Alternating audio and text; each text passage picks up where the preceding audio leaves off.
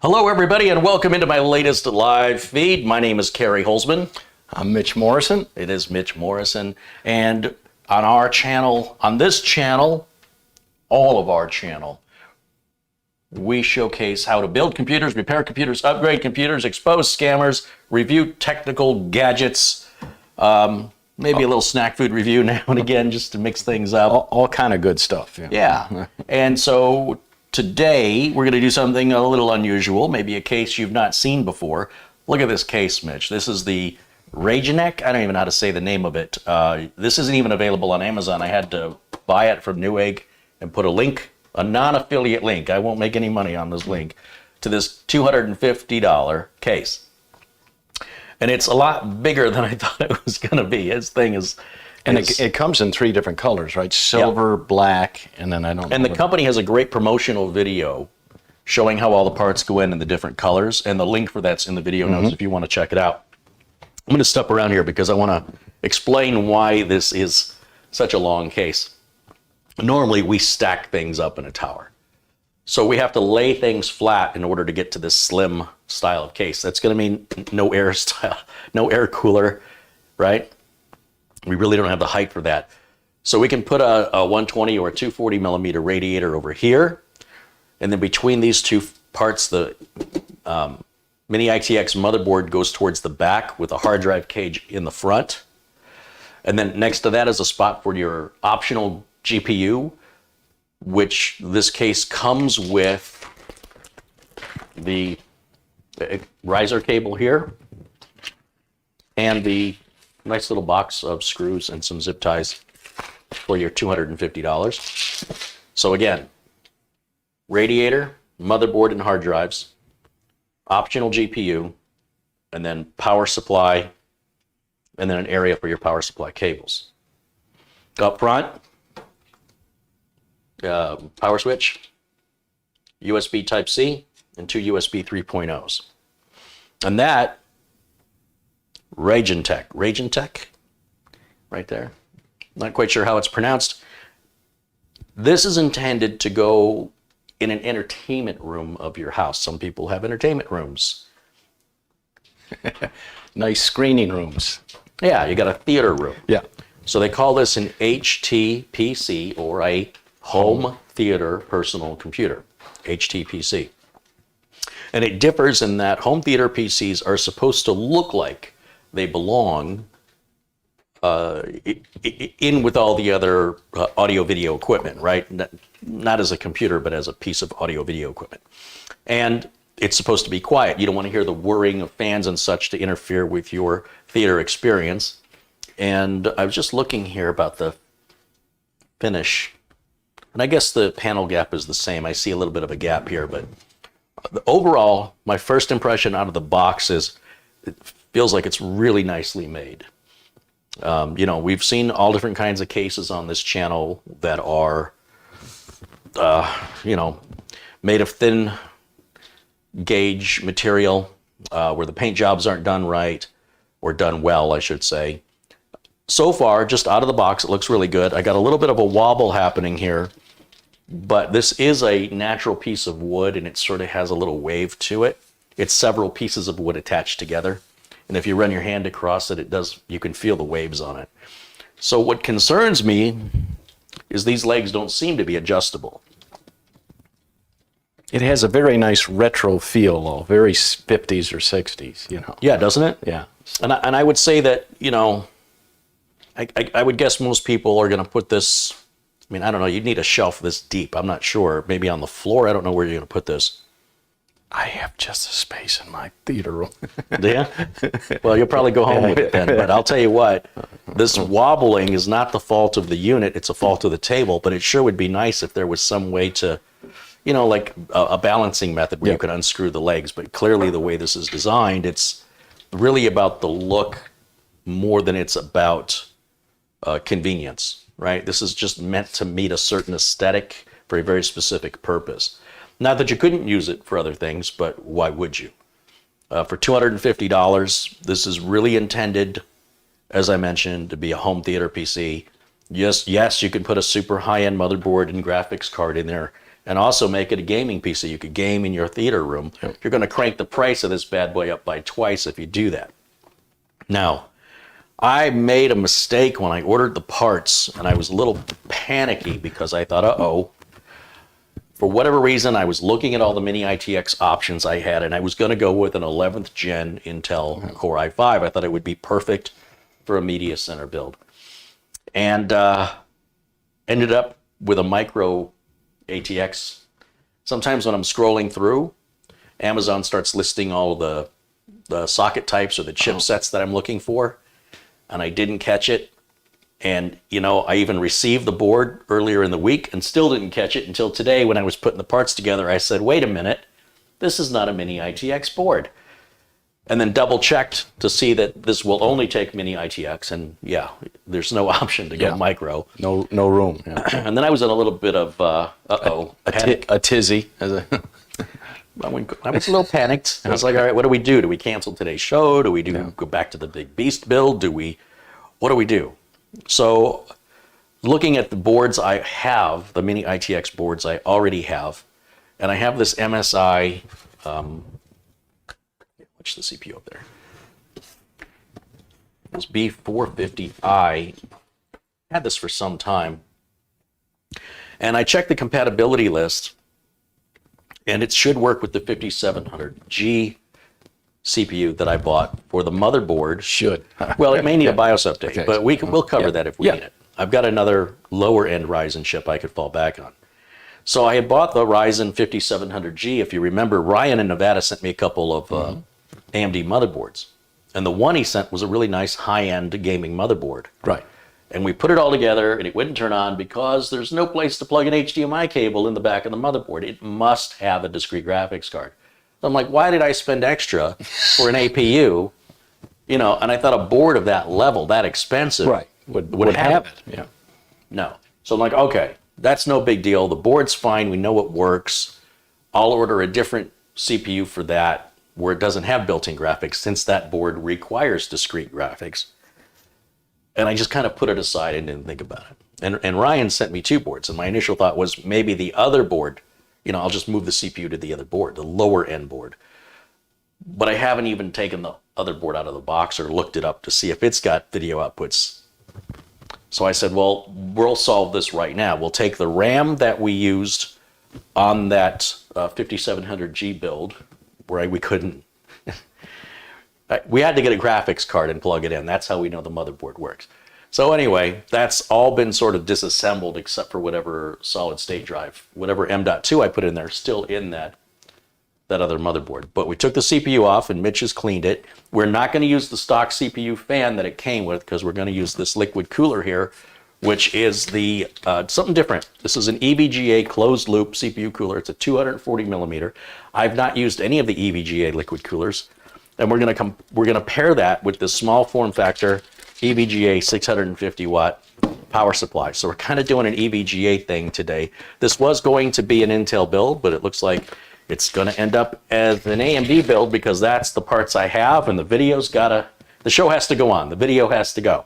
Now, I think the CPU is a bit overkill for a media PC, but it's not overkill for this cooler. So I think overall it'll be a nice balance. And yeah, that's the 5700G, right? That's what it says on the front. If you say so. Oh, yeah. Yeah.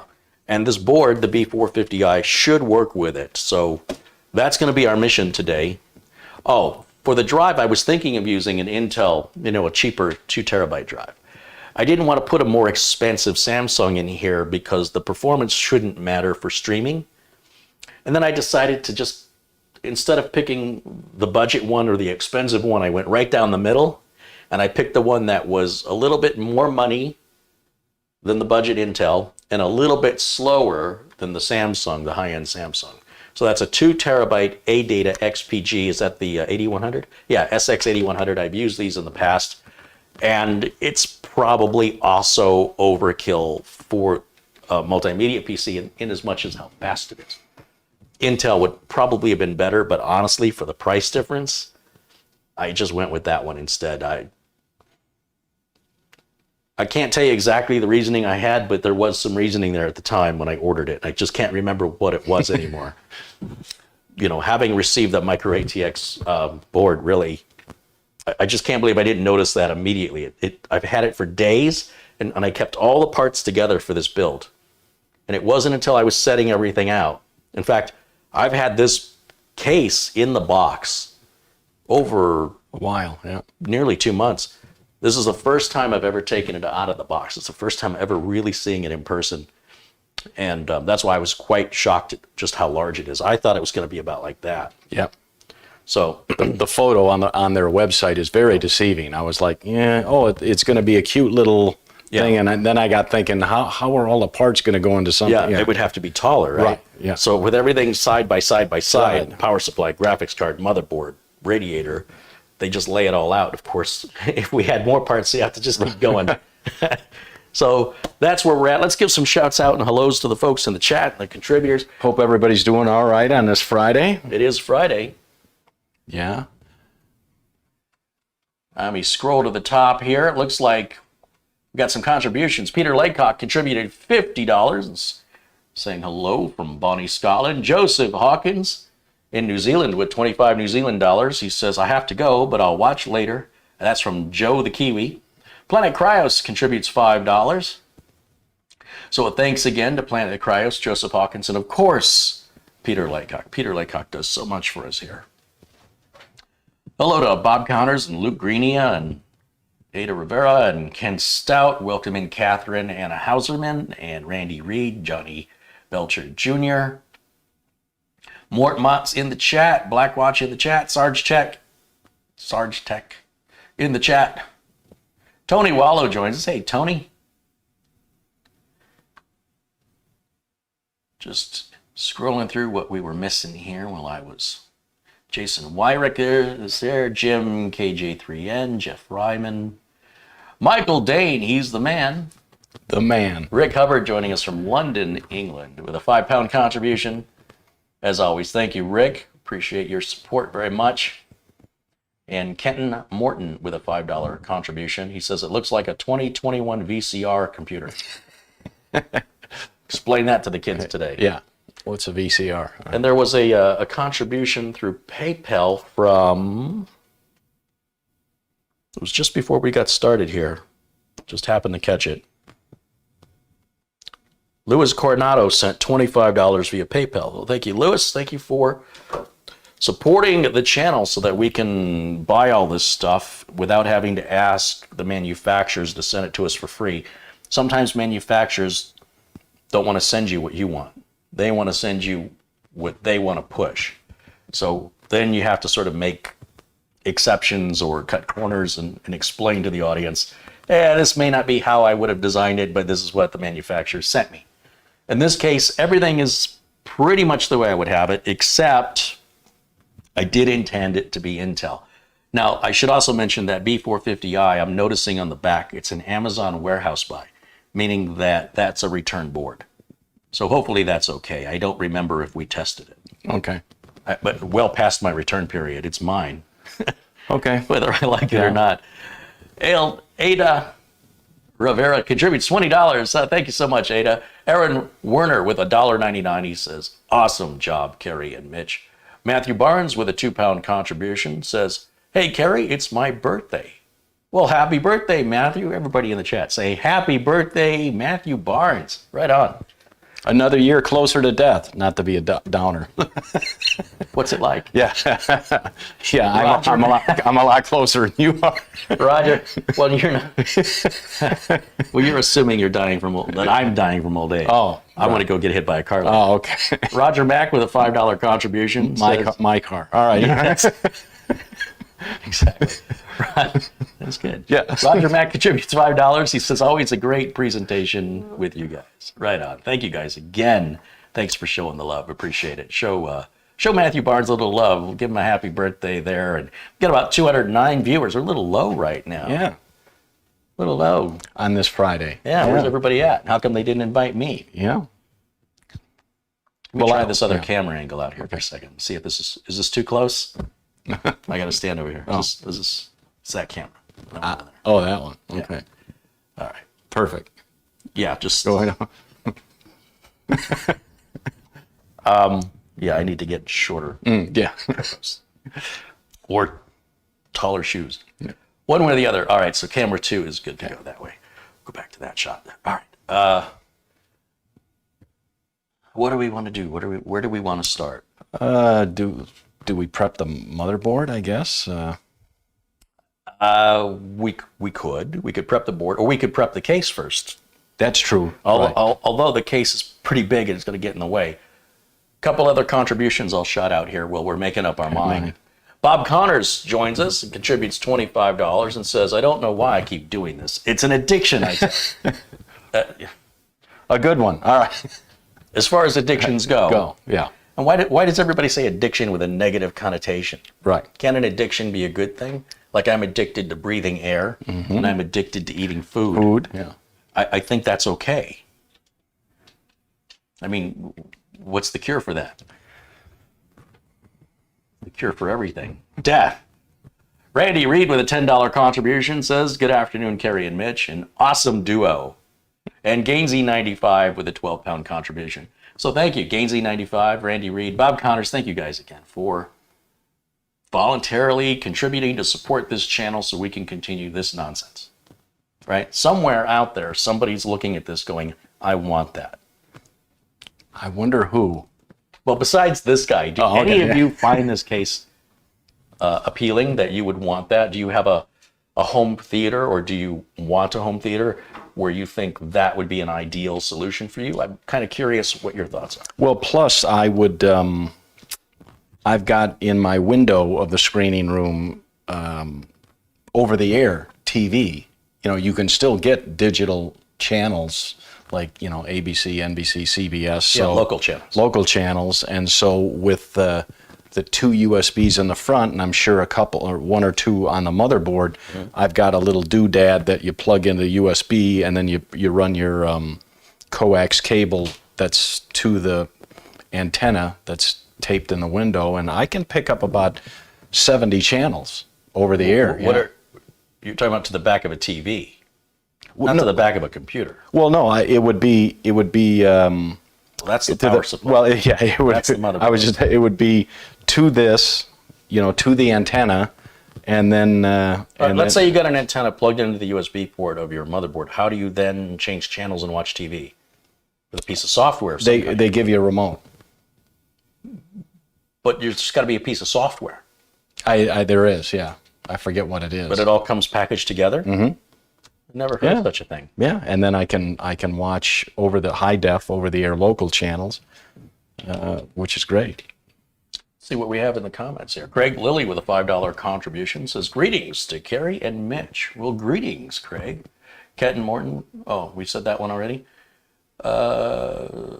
Reminds me of an old 60s radio, is what Michael Dane says.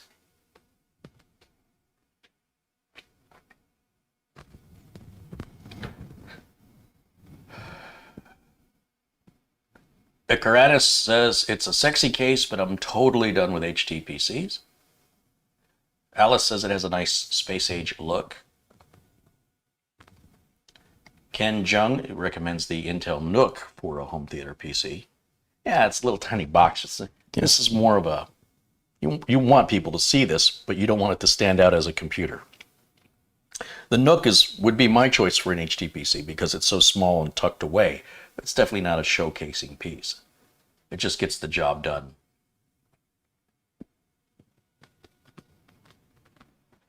Patrick Rusaw contributes $5 and said, it's the HTPC from the Jetsons. Yeah, there you go. From Spacely Sprockets. All right. Sarge Tech says that's an over-the-air tuner USB dongle. See, I've only seen that on the old ATA All-in Wonder card. Wow, I'm showing my age now. Yeah, that's for sure. Cow. Yeah. And those were not fun. I always had problems. Jason Wyrick says, I think it's cool, but I'm not sure how much I'd utilize it. So not for me, but I'm sure somebody could.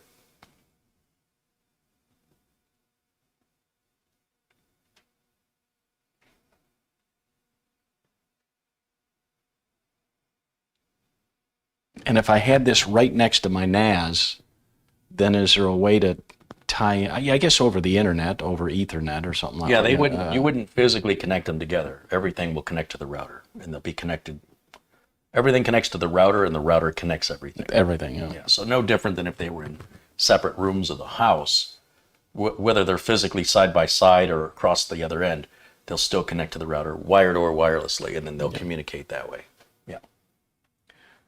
Tim Too Much contributes $5. He said, you skipped me earlier, so hello, Carey and Mitch. Again, I'm sorry, Tim Too Much. So thank you. Thank you in stereo. There you go, twice. Yeah, thank you so much. I apologize. You got to keep us on our toes. Freedom Flights with $4.99. And the reason that probably happened is because we started the show right out of the gate.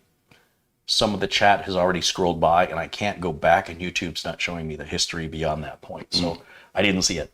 But thank you for bringing it to my attention. Thank you for continuing to support the channel and not assuming I did that on purpose. What's this guy's problem?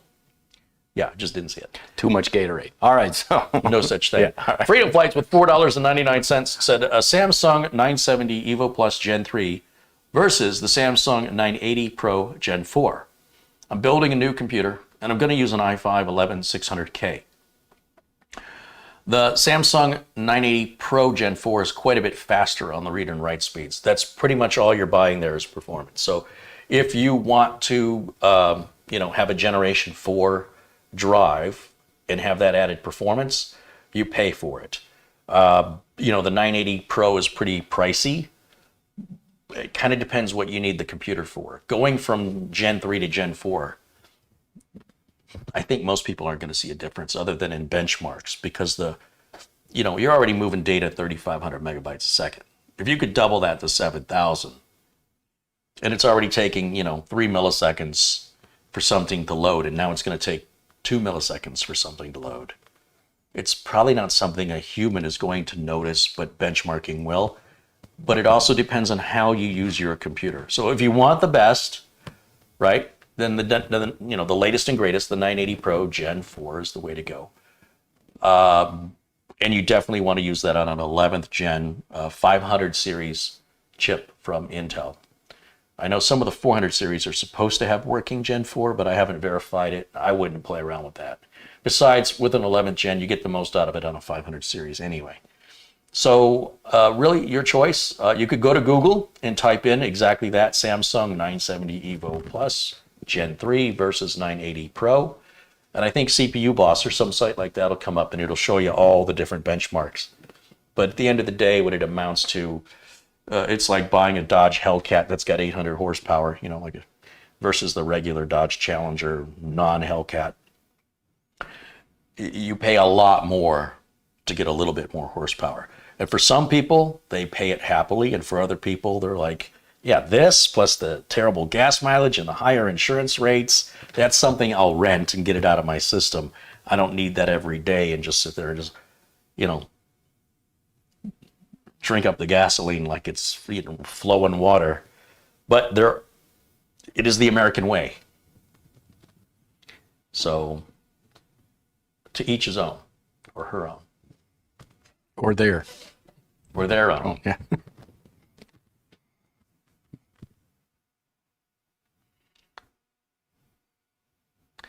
And Catherine mentions you could also get the 4th generation Rocket from Sabrent, which is cheaper than the Samsung 980 and performs very similarly for less money. Oh, did our audience numbers go up here? 378 people there. Now we're getting back up to where we should be. I like to get about 500 people or more in the chat on a big Friday build like this. We get a lot of money in it. Someone in chat said this looks like a breakfast in bed tray. Yeah, when it's loaded with parts, it'd be pretty heavy. Yeah. And let's see. Flip de Loop sent an Amazon gift card of $3 from the UK. Thank you, Phil. And a contribution is from Ikaranus for $5. And Jeffrey Ryman sent $10 via PayPal and says, for everything I've learned from you. Okay, everything he's learned from me is worth $10. No, I'm just teasing. Thank you. Thank you for contributing. 0. Yeah. Yeah, okay. You know, There's honesty. Yeah. Kenton Morton with a $5 contribution says, welcome everyone to the Mitch and Carey show. Today's appliance is the big home theater where it fits right on top of your Curtis Mathis. Remember the? Yeah. Yeah. Makes me want to go shop at Federated or LaBelle's. Ollie Fretter. Do you remember him? Fretter's Appliance? Growing up in Michigan, he did audio and stereo. Yeah. So the place that I grew up by was called Lafayette's. That was the big audio stereo place. And 5-finger discount, yeah. that stuff is pretty big. Yeah. It'd be pretty hard to 5-finger discount some of that hi-fi equipment. Yeah. You'd be very talented. Armando Garcia with a $5 contribution says, hello all. Uncle Carey, I finally got a PayPal account and I want to break it in. So where do I find your PayPal? You can go to paypal.me/CareyHolzman. It should also be in the video notes below this video. Thank you for asking and thank you for supporting the channel. Luke Greenia says, Carey, I'm just letting you know the Must-Tech build is still screaming along perfectly. Nice. It better be. Yeah. I expect that to run for quite some time without a problem. But thank you for the update. I'm glad you're enjoying it. He certainly contributed enough to pay for it, to more than pay for it. In ransom. And in ransom. And was very patient in receiving. I appreciate that. Thank you. Should run till next Tuesday. All right. So that's when the warranty runs out. Okay. Ronald says, build me a computer. Well, make me a sandwich. With him, it's preferably ham. You know Is what that I mean? really the best way to approach somebody you don't know? Just be like, boss them around. Give me your wallet. You don't want my wallet. It's just filled with bills. Hundreds. Oh, yeah. Well, not those kind of bills. All right. No, I think they have invoices due within the hundreds. Okay. So prepping the board, is that Sure, what I want to do? yeah. Okay, yeah, we'll get the big stuff out of the way then. So you just step around here. Did you want to take this then? Yeah, just Take that. right over there. That's gonna kick it. Yeah. I can't get my foot up that high to show it on the camera. Well, Chad, I'm excited. Uncle Mitch, on Wednesday, I shot the lock off and I got 2 new tires for the motorcycle. And ooh, does she run smooth now. There's nothing like new tires, but I wanted to get them before going down with a friend to the Rocky Point Rally, which this year is their 20th anniversary, November 11th, 12th, and 13th, something like that. And they did not hold it, of course, last year. So this year's the 20th anniversary, and it's just going to rock. I've never been to Rocky Point, and so from here. Did you just say Rocky Point was going to rock? Yeah, I guess it's a 4.5-hour ride on the motorcycle or via car, and I think they're expecting 15,000 people. I won't say motorcycles because some people will just come down in a car, but yeah, my new tires will get me down there no problem. So yeah.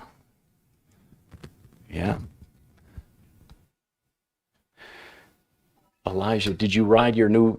Yeah, I did ride at home. The one thing the guy in the service department said was take it easy on the curves for the first 75 to 100 miles because tires can not that they come greasy, but he just said it can get a little squirrely till they're broken in. And I said, well, again, I'll just take a few weekend trips on it to wear them in. I'll go to Bartlett Lake on the turns, and I won't go crazy.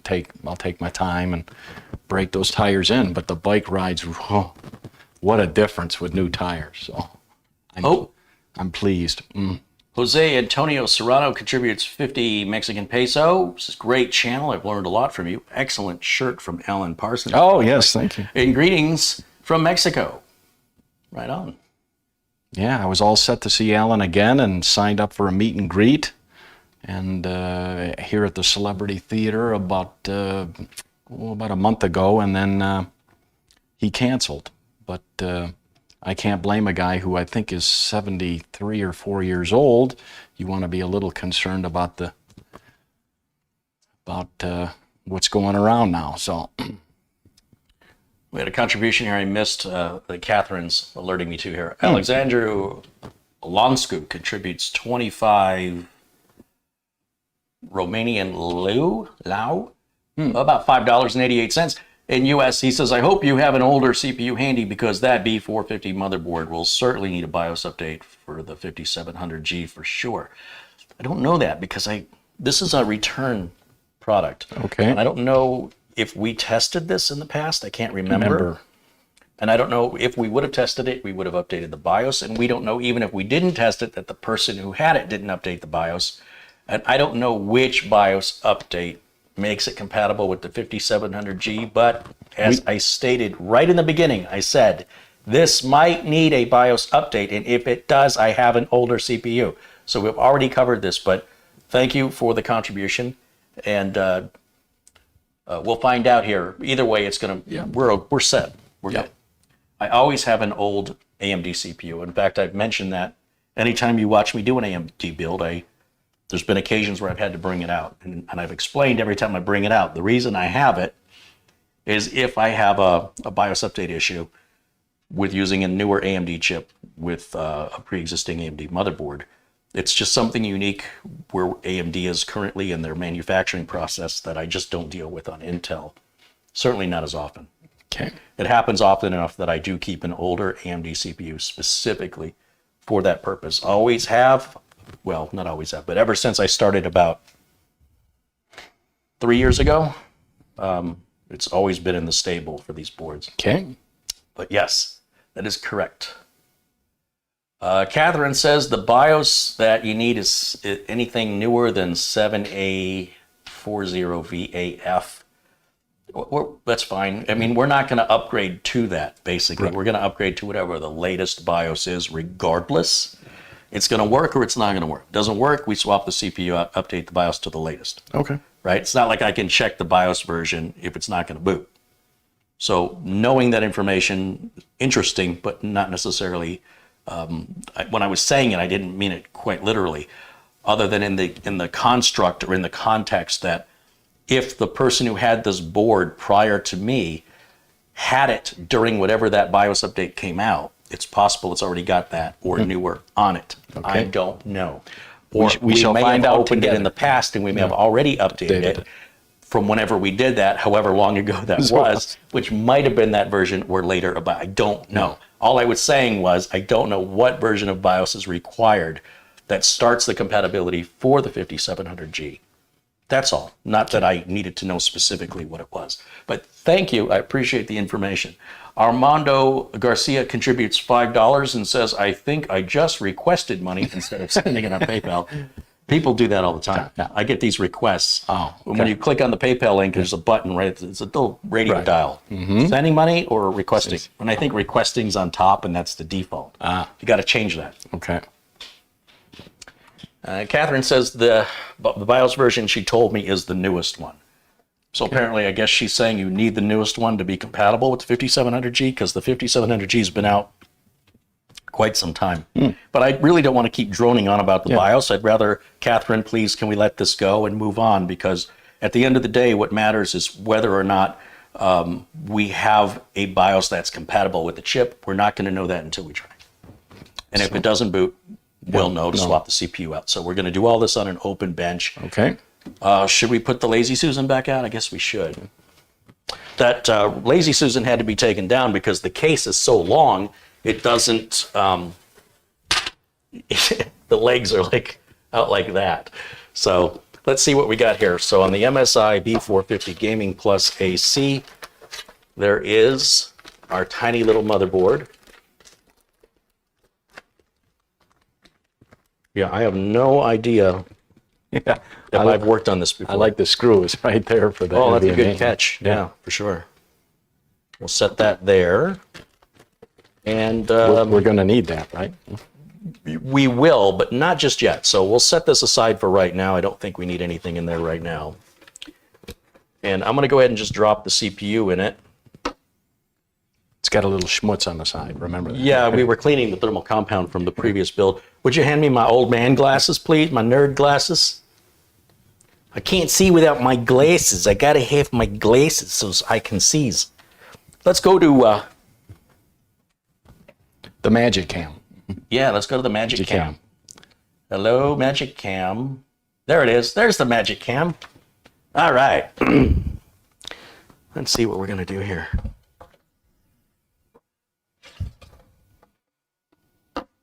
Yeah, we got a little Schmutz. Yeah. Is that schmutz? Is Yeah. that what you call that? Yeah. I don't know, Mitch. I don't know that you clean this to my standard.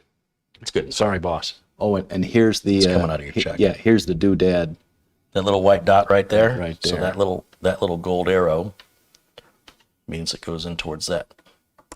Now, you don't push the CPU down. You just see if it's not in the socket. See how it's kind of raised up, and if I just gently slide it forward, see how it fell in? Yeah. Then we can lower this. Yep, no pressure. This is a zero insertion force socket, ZIF, zero insertion force. And we need a cooler on here. And I think I'll use the original cooler temporarily, which means we have to take these brackets off. Your scepter. Ah, yes. This is a more elegant weapon than a blaster. Yeah. For a more civilized time.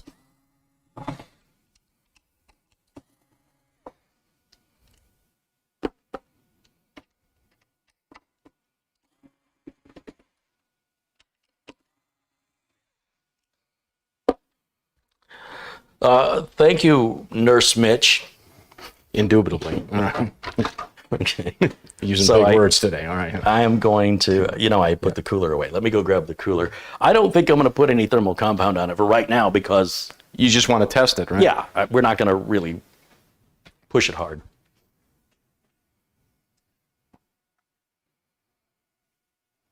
Oh, and I got to tell you, chat, when was it? Last Saturday night, I went to the Doobie Brothers. It was their 50th anniversary. Well, actually, last year was the 50th, but with the pandemic, they didn't have shows, so it's really 51. But with Michael McDonald, and they were just great. Just I was going to ask you about yeah. that. Did you see who's coming in concert? Is I was going to tell you, Firefall, and Atlanta Atlanta Rhythm, Rhythm sec- Atlantic Rhythm section. Yeah.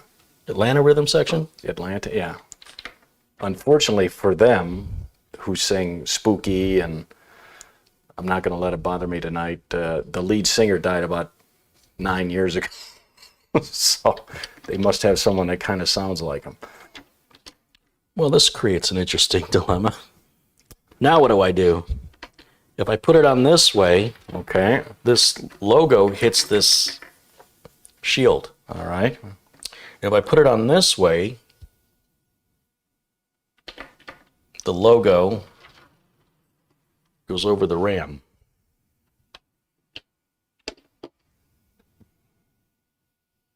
Well, let's go ahead and put the RAM in. Why don't we do that?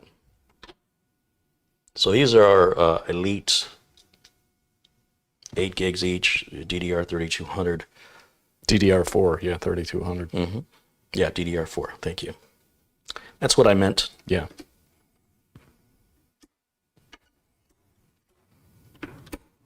I'm breaking a rule by putting this one in first. See, because now you won't be able to see me put this one in. I hate it when YouTubers do that. I always start with the inside first, so your camera, so the people watching, can see each one go in. All right, now, Do you think that logo will fit? Probably not. yeah, that's what I'm going to check. Check. And do we have a winner chicken dinner? No, No. not happening. I have another idea. I have a taller version of this that came with a different AMD CPU. Ah. Just such a cute little board. That's funny. Uh-oh, Uncle Carey, when I lifted the board, the back plate is on there. Yeah, because we took the screws out that we're holding it in. Well, let me line it up, or you line it up. Here we go. Wait. Did I line You it can up? do it. I have faith in you. I've been to the carnival. All right, where is it? Oh, right. Nice. All right. Were you making a lot of money? Yeah. there? Did they pay well? Yeah. There See, you now go. That works because the Shazam. base is so much taller on this cooler. Can I have? We'll give Milwaukee a nice plug. Ooh. Oh, There you go.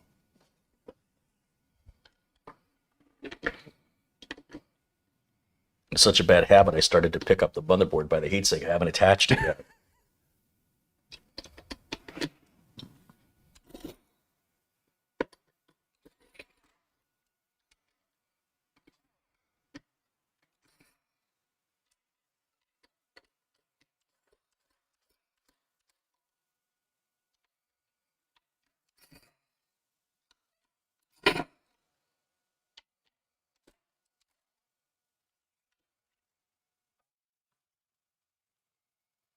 When's the CPU fan? This one or this one? Take a chance. It's this one. It says right down there. It says right down here, CPU fan, and it's just below this connector. And that says sys fan, and that's below this connector. You see that?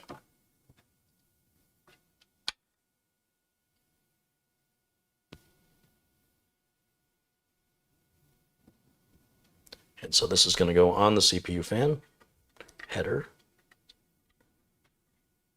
like that. Or like that.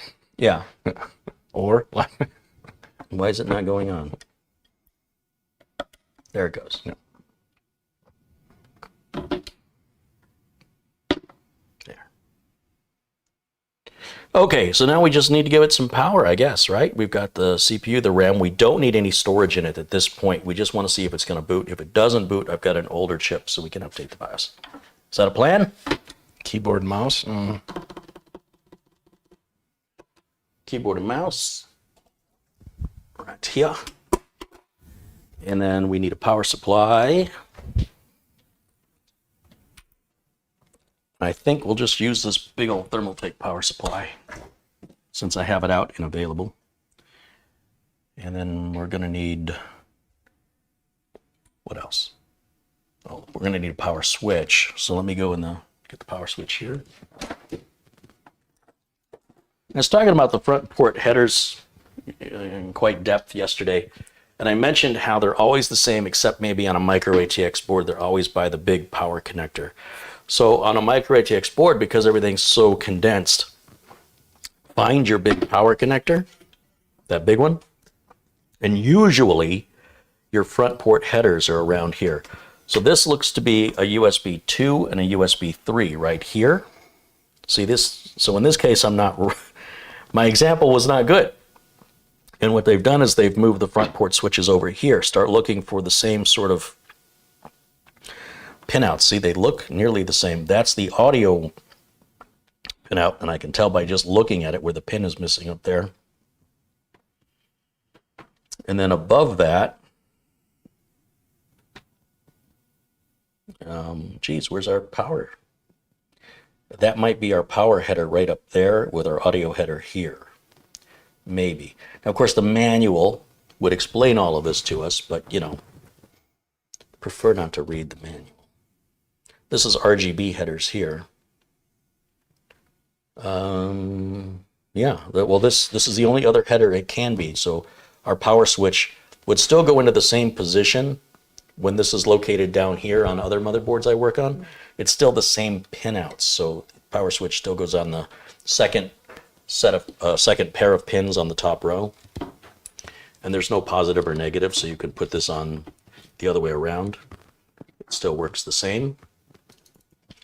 So power, big 24-pin power connector here, and then the 8-pin CPU power connector, and that's all we need for testing the board. That's a video card power connector. I was just seeing if you were paying attention to that one. That's the one we need. Thank you.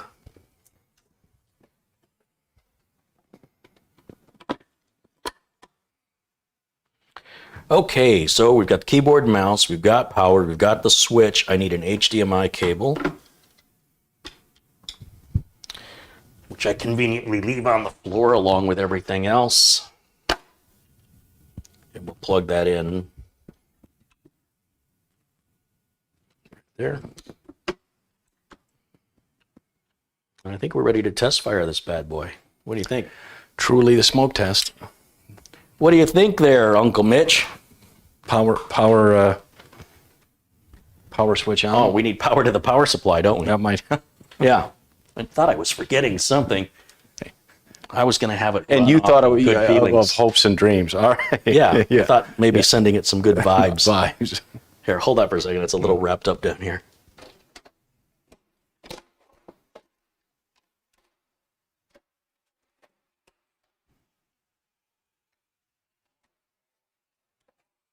You have enough slack? Yeah. Okay. I'm going to have to untangle that mess later after the show. I've let it get away from me. Cables on the floor are getting a little Okay. out of control. All right. Power on. Mm-hmm. Tell you what we're going to do is I'm going to take this magic cam and we're going to keep it running, but I'm going to move it over here. And then I'm going to keep this camera on too. I'm going to keep camera 1 on, and we're going to move that over here. We're going to get super fancy with this. Okay. So we're going to get 2 shots at the same time. And now I'm going to turn on the HDMI input, which is the output of the motherboard, which right now the motherboard's off. There's no output. So you'll get the color If bars. the CPU, look, if we get a post screen, then we're good. If we don't get a post screen, then I'm going to grab a spare older CPU. In the meantime, you've got the switch on the power supply. You want to hit the switch. Oh, is it on or off? It is on. Okay. And yeah, give that a little tap.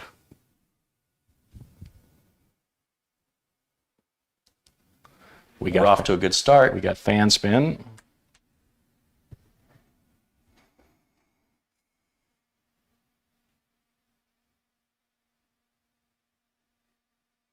But no signal. But well, let's give it, 90 seconds to 2 minutes.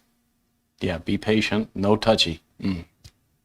Now, don't wait, like Carey says, 10 minutes. I mean, but It's not going to hurt anything. Right. It'll just be a waste of time. This is why we're not putting thermal compound down.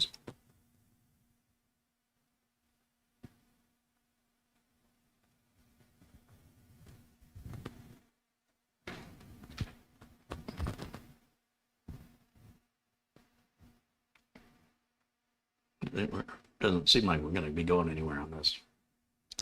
yeah, doesn't look good. I'm going to, in anticipation, I'm going to grab the old CPU, and you just shout out if something happens. You broke it. All right.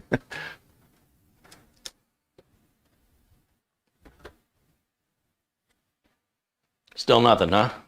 Nope. All right. All right, so what I have here is a Ryzen 5. What's it say? I got to read. Oh, I can't read it. Ryzen 5 1500X. So that's pretty old. I don't know that they can really read it in a small screen like that. Let's readjust these cameras. Hold on a second. We'll go back full screen with the. There you go. Now show it to them. There you go. And let's go ahead and shut this off. Will it power off? Sometimes you have to hold the button in. Can I open this? Huh? Can I? Yeah, please. Just take the CPU out, keep everything else in there, and we'll swap this out. This will only take a minute. Ooh, came with its own cooler, but here's our chip. Oh, yes. Yep. Okay, so we're going to... And our Go Faster sticker. It's a must. Is the power supply on the off position, please? Is that the 0? 0, yeah. Like you? All right, okay. That's Here we go. right. All right, here we go. I started life with nothing, and I still have most of it left. Can I have the red driver? Oh, yes. Those magnets will get really magnet. powerful there. Thank you. Proper presentation. 2 grunts and a groan.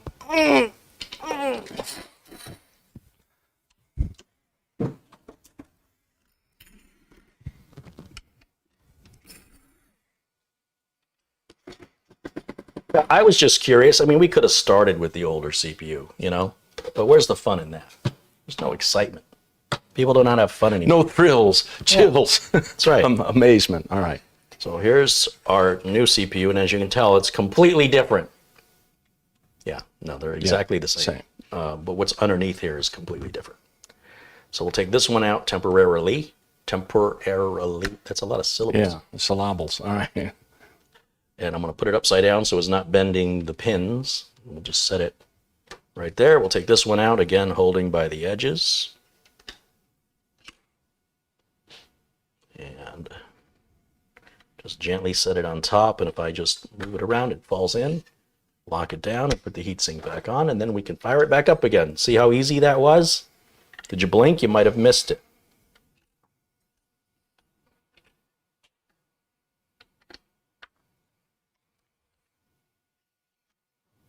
And Can I see my laces, please? And you're sure this will work? Positive? 100%? Yeah. Well, look, I didn't manufacture the parts in my own lithography fabrication unit, but, you know, the math adds up. You're pretty certain. All right.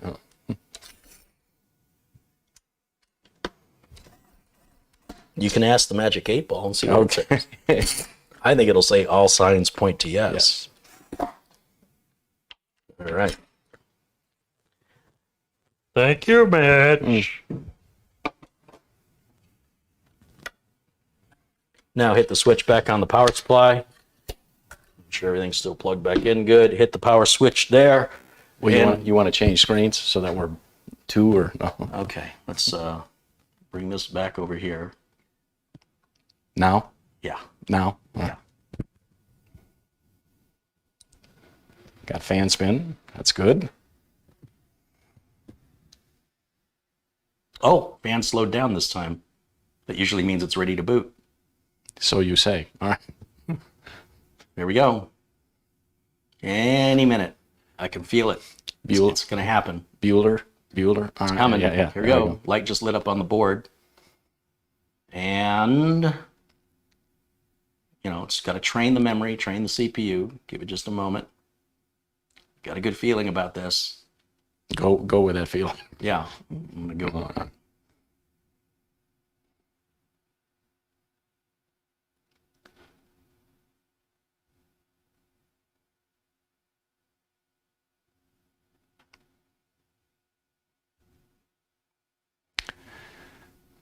You broke it again. Does that chip, so they're asking if the new chip that we're using, Needs a GPU. it might actually. I can't remember, it's been such a long time since I've used one, or this one. 1500X, I mean, it doesn't have a G on it. I don't know when they started doing that. Usually they say a discrete heatsink included. Discrete graphics is required, so we will have to add. Well, this chip here does not need a graphics card. This one does. Go ahead and shut that off. I think it's trying to boot. Oh. So we're okay. I have a Press and hold or just one? Yeah, press and hold it. It should shut down. And then we're gonna go full screen on the wireless Magic Cam there. And I have sort of a basic graphics card for just this purpose. I have to find it. And there is graphics cards are as rare as hen's teeth, chat. So I'm quite jealous that he has. Well, I got to find it, Mitch. You might have to send a search and rescue in here. Oh, okay. I need to start getting off my butt and working more. These parts are starting to build up over here again. In inventory. What did I do with it? I intentionally left it out. It's the one that does not require power, right? Yeah. Where did I put it? Oh, I stole that last week. Yeah. Well, that would explain it. Yeah. And it's working great. All right. I have like 2 of them, but I don't know where they are. 2? Okay. You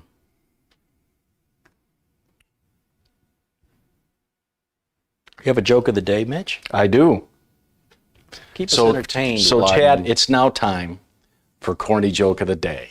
So let me think here. Okay, Carey doesn't know this, but this week I went to my doctor for a COVID test, and he said, have you had a sudden loss of taste? And I said, no, I always dress this way. Oh,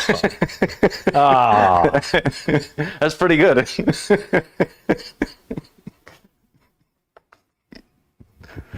I'm trying to look and see if it's around here. You know, I probably installed it in one of these machines. Ah. But I normally keep it out. Yeah, you keep... For just this reason. Now, I have other graphics cards I can use, but they require power. I really like that little 1650. I don't know what I put it in. It's just gone. Huh.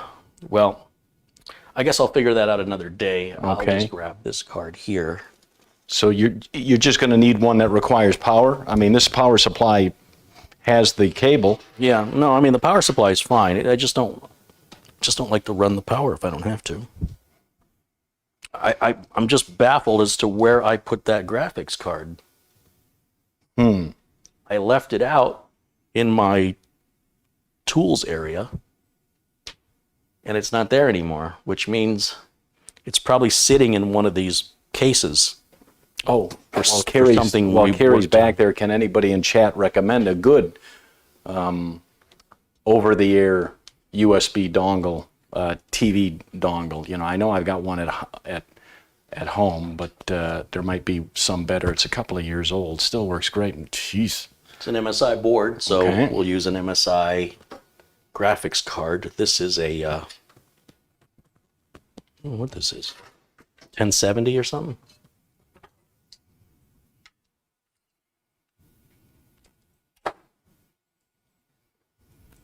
Yes, a GTX 1070 armor. Ooh.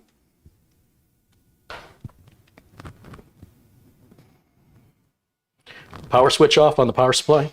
It's the slash. I want it on the 0. Thank you. It's a nice way to get a big spark out of your motherboard if you try to install any cards into them while they're turned off but plugged in like that. Make sure that retention lever is open. I want to bring this to the edge of the Lazy Susan so it can sit down in there. There we go. And now I need the power. Thank you. Well, that's weird. That one's only a 6-pin, and that's the only 8-pin. What a strange power supply that is. You know, as soon as we're done, that graphics card's probably staring at me right in the face. It's going to walk right into shot. All right.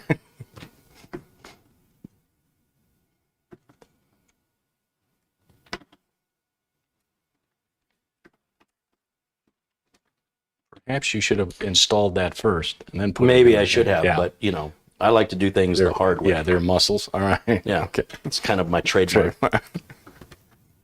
It's my intellectual property. All right, we're going to do this. This time, I feel like I got a good feeling about this. And I'm so confident. I've already got the BIOS copied onto this flash drive right over here. We're going to get that ready. Now? Yeah, go right ahead. I'm going to go ahead and move us back again to the corner. Hit it. Got fan spin.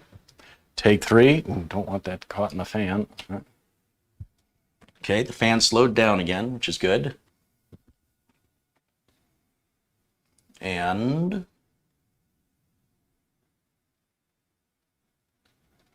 there we go. Shazam, as Gomer Pyle would say. All right, so now I need to take a look at the input here. And there's our screen. Ryzen 5 1500X. Okay, that looks good. F1 to run setup. So, did we turn the keyboard and mouse on? Yep. Okay. So F1. F1's not working. Well, there it goes. It's a little slow. And here's our BIOS, which is version what?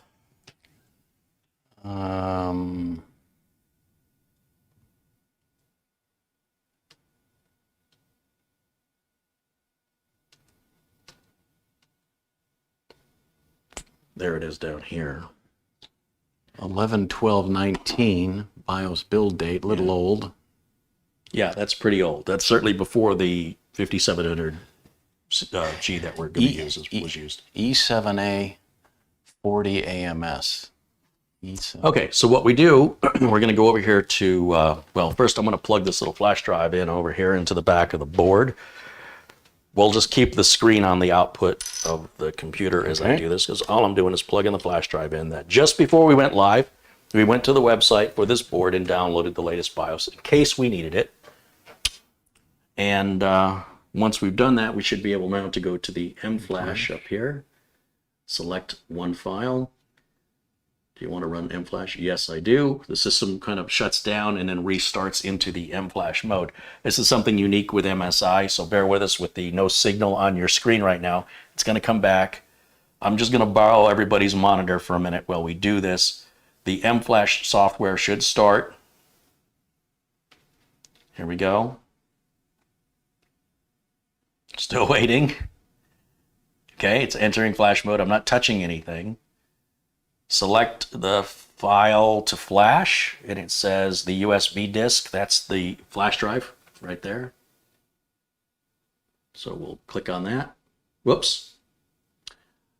I double-clicked. I should have single-clicked because the second click was the name of the individual file on the flash drive. Now, thankfully, I only had one file on the flash drive. Right. What would have happened if I would have selected the wrong files, it would have said this is not a valid BIOS, right? So be careful. Don't do what I just did. Just one click, not two. And while that's happening, we'll go back to the simultaneous two camera shots here.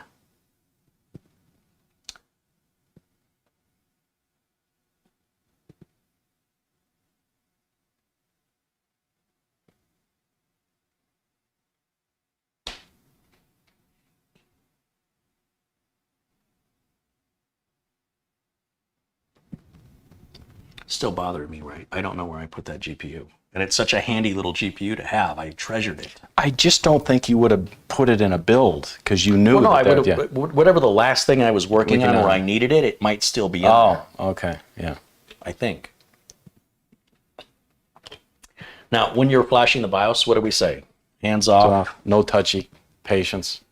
Actually, this BIOS update is kind of slow compared to other ones. Yeah, MSI BIOSes seem to take longer. I don't know why. We're only up at 20%. But that's okay. You shouldn't have to do it often enough where the amount of time it takes matters. Right? If it's 4 minutes instead of 2. Yep. It's so infrequent, who cares?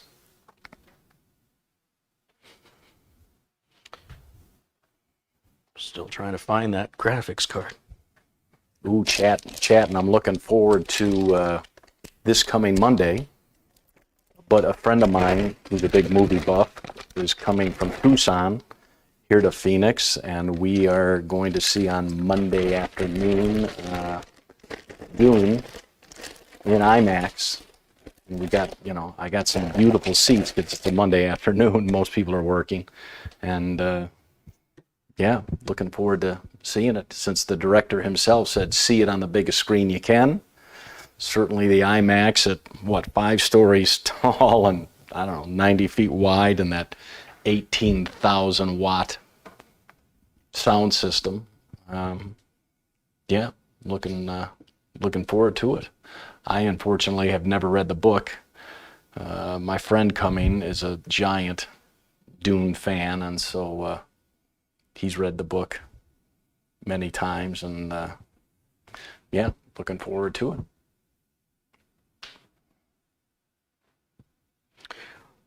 Well, this is really strange. I'm not even seeing that video card installed in any of the systems I have. That's concerning. You know it's working. Is it flashing? I think it's flashing. It's so weird. It is really, really strange. And you say you got 2 of them? Yeah, I've got one brand new in a box. Oh. And I know I didn't put it back in a box. I had it out with a purpose for just this occasion, but I guess it doesn't matter at this point. It's something I can do off camera later. Just biding my time while we're waiting for the BIOS to update. Yeah.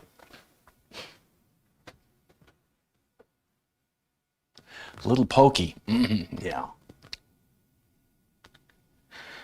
Romex says, did the PC that's planned to have a discrete graphics card installed? No, we're going to use the 5800, 5700G. So when the AMD CPUs, when they end in the letter G, that means there's graphics built into the CPU. And because this is a media streaming computer, it won't need a discrete graphics card. It won't need that much power. That would be if you were using it for gaming or something. Yeah. So it's way overkill. Would that handle, and will that chip handle 4K streaming? No problem? Or just 1080p, you think? It's a very good question. I always stream in 1080. So do I. So I don't really watch anything in 4K. 4K, yeah. That's a good question. I don't know. Maybe somebody in the chat will know if the onboard graphics of the what did I say it was 5800? Not that one. That's the 1500. 5700G. If the onboard graphics on the 5700G do 4K. Yeah. Not sure. Yeah. The projector, I've got a rear projector that's, just 1080p, and I like it. And I tend to think like I think Carey does. The 4K seems a little unrealistic, not very film-like to me.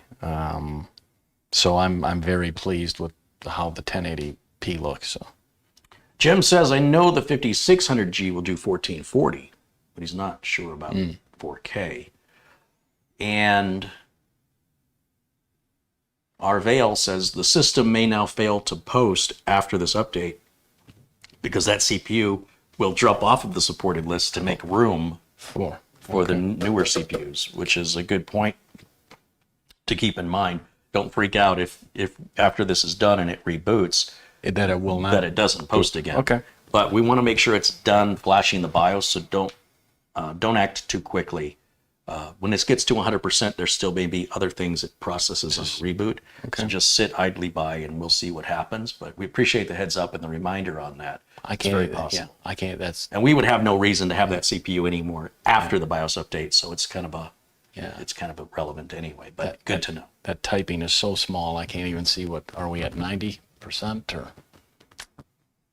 It is hard to see, isn't it? If you can read this, you're too close. No, all right. 94%. 94. We're almost there. Well, we're almost at the first part of it. Right. Now, that may be only one part. It could be several parts. I'm not familiar with how MSI's BIOS flashing procedure is compared to others. And Danny says, yes, the 5700G will do 4K. Right on. All right. Yeah, there you go. Good to know. So now there's the first click over, or whatever. I'm using technical terms. All right. So we'll see now with the second one, or whether it goes. Yeah, it may be continuing the BIOS update, or it may not boot. Oh, well, it's posting.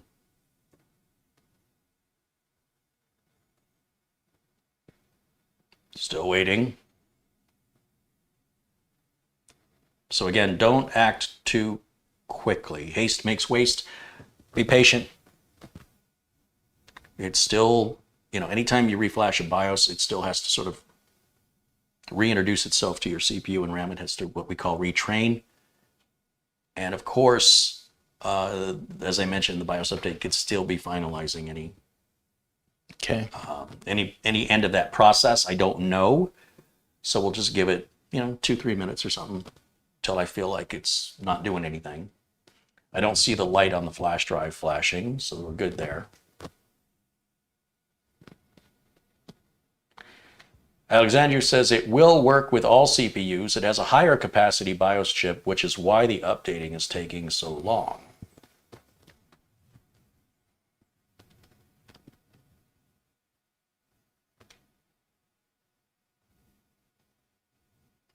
Well, it's taking a very long time. Very long time. Yeah. 5700G, says Elko, has the Radeon RX Vega 8 graphics. So we could Google that to see what those Vega 8 graphics are capable of to get a definitive answer from a website. And this thing's taking quite a while. Yeah, I'm not holding out hope. It should do something. Like we got the post screen. Right. Matt Power says, wow, that's the slowest BIOS update in history. No, actually, the Asus Flashback BIOS, where you can flash without a CPU or RAM. You just give it power and a flash drive. Okay. It takes about 10 full minutes, 10 to 12 minutes. And you can't, there's no video output. You're just watching the light on the back of the board blink or on the top of the board. And when the light stops blinking, you're done. It's very nerve-wracking to be like, can I turn it off now? Let's see.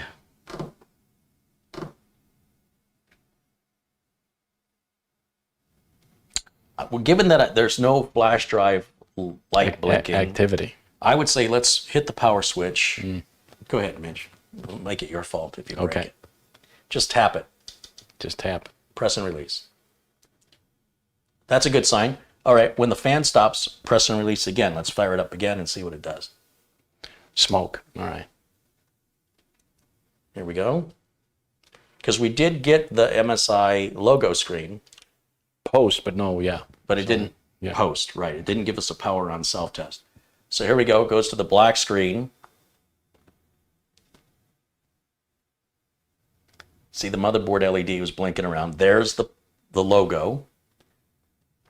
And then we should get some kind of an error. I wonder if the error is actually there and we're not seeing it. Ah, it was there. You blocked, we were covering it up. You blocked it. Okay. Yeah, okay, so we're fine. So go ahead and turn the system off again. So it does, in fact, still work with the 1500X. So much like other information on the internet, what we were told was wrong. But that's okay. It's good to know it's still a possibility. Hit the switch on the back of the power supply, if you would, for me, please. And let's go back full screen on the Magic Cam. There we go. And now we're going to pull that CPU and pull the graphics card and go back to where we were. And it should boot just fine this time.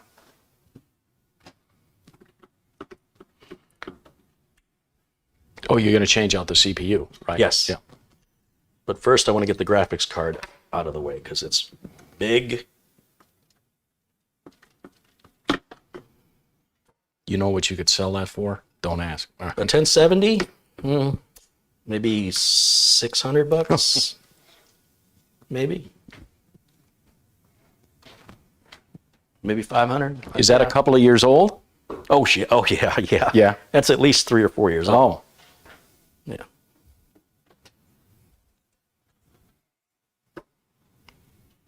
One owner, low miles. Okay. It is. I mean, it's just a Can be testing. yours today. It was just used for testing. But I have another one I use for From a testing. little old lady in Pasadena. All right. That's right. Yeah. Yeah, she's a big fan of Mario Kart. Yeah. Right, can you hold that for a second? Let me go ahead and pull this here. Okay, thank you. And my glasses, without my glasses, I can't see so good. Oh, thank you very much. We'll get newer eyeballs. All right. I'm going to get new eyeballs. I'm waiting for the new eyeball upgrade from Apple's II. Yeah. Make one of them glass. All right. Can you imagine if you live in Scotland and Apple made the II? Yeah. Would you like an II? Aye. Aye. I'd like an II. Boy, this whole place sounds narcissistic all of a sudden. Now you're going to put that back in this? I am. Because, I have a hunch at some point in the future, we're going to need it again. I think it goes this way. See how it's deeper on the side? Oh. To protect the pins. And I think we want it so we can read it.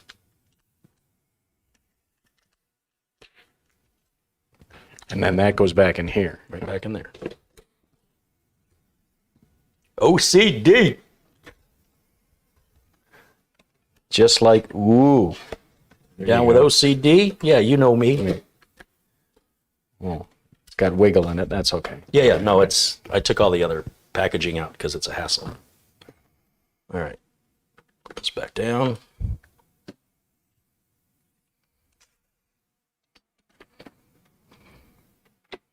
Now, if you were a casual home builder, you would not necessarily have that spare discrete graphics card or an older CPU. And in times like that, you're best to take it to a local computer shop or to a really good friend who might help you.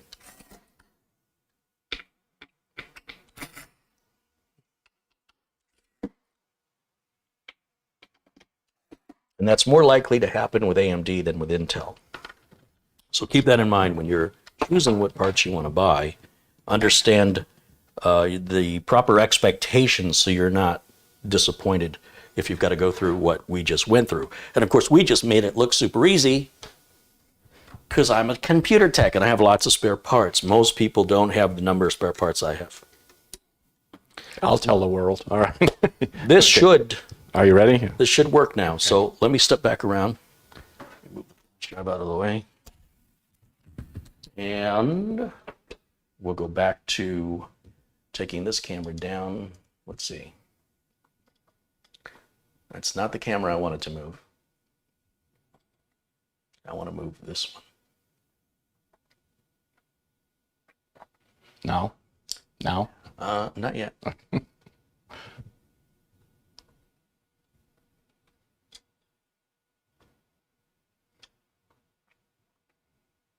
Kenton Morton contributes $5. Says, thank you, Carey, for being our friend. Aw, thank you. Thanks, Kenton.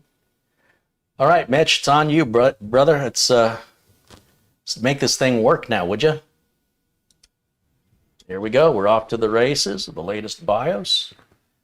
And in theory, fan spin. That's always good. It's slowed down. That's even better. And without a discrete graphics card, we should get video on the screen this time. It's retraining. Remember, give it an extra few seconds to, wait a minute, that's a different CPU. I've got to adjust. See? It just kind of turned itself off there. Now it's coming back on. Yeah, that's what we're talking about. That's what I want to see. And what we've got there written on the screen is the standard sort of, we want to load the defaults, so that's F2. Let's load those defaults. And then it's got nothing to boot to, so we're back into the BIOS again. And so what we're going to have to do now, Mitch, is what? Put on some storage. That's exactly what I was thinking. So we'll go to full screen back on the Magic Cam again, and go ahead and shut this off because we don't need to do any more with that. We've now verified it boots. Now the storage, where does it go on that board? That's the question. Go ahead and power the power supply off for me so we're not working with voltage. Yeah, I don't see where the NVMe unless it's underneath. Is it underneath this? Wait, I need my glasses. Oh, again. I keep putting them on the other side of the counter like I'm done with them. So is there an M.2 under here? I don't see any way to release that. Oh. So yeah, you don't need the little screws. Sometimes they're on the back. Aha! Ah. M.2 on the back.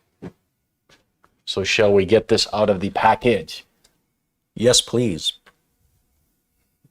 All right. Steady hands there. Yeah. Too much coffee. All right, let's see. So this heatsink is just a heatsink. There's no M.2 under it. Sometimes there'll be one in the front and one in the back on these little mini ITX boards. But this one appears to only have the one. Cut away from me towards Carey. All right, here we go. Always cut towards Carey. That's the rules. Yeah, looks like we only have the one M.2. And that's going to be right under here. And I need the JIS screwdriver, of course. Ooh. Ah. Very nice.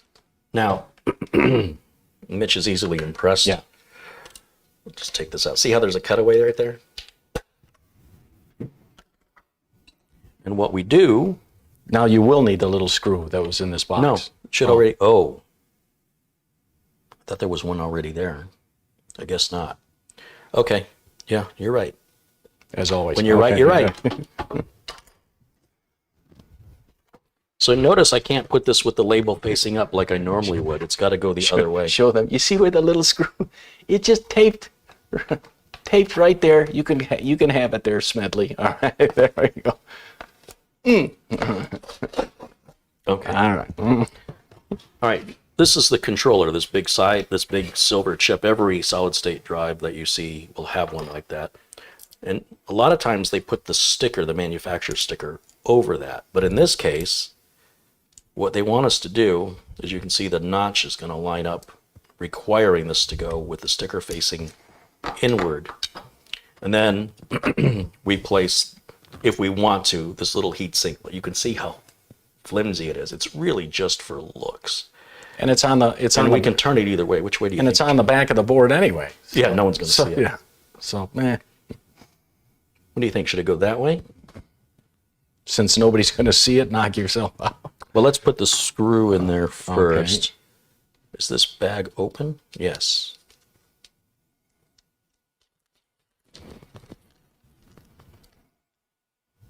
Yeah, super tiny.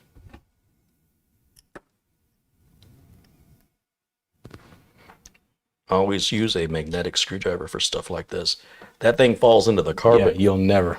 Or if you're working in a case and it falls into your power supply, you know, where your fan opening is, that's just not going to be good times.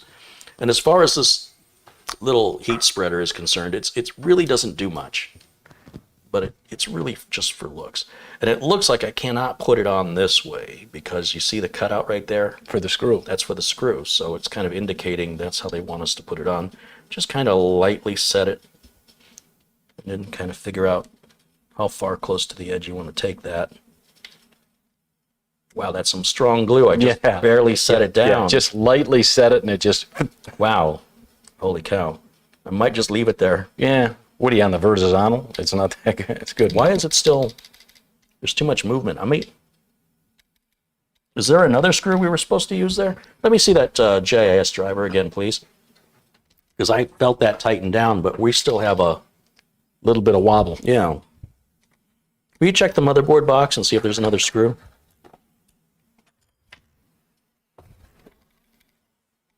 I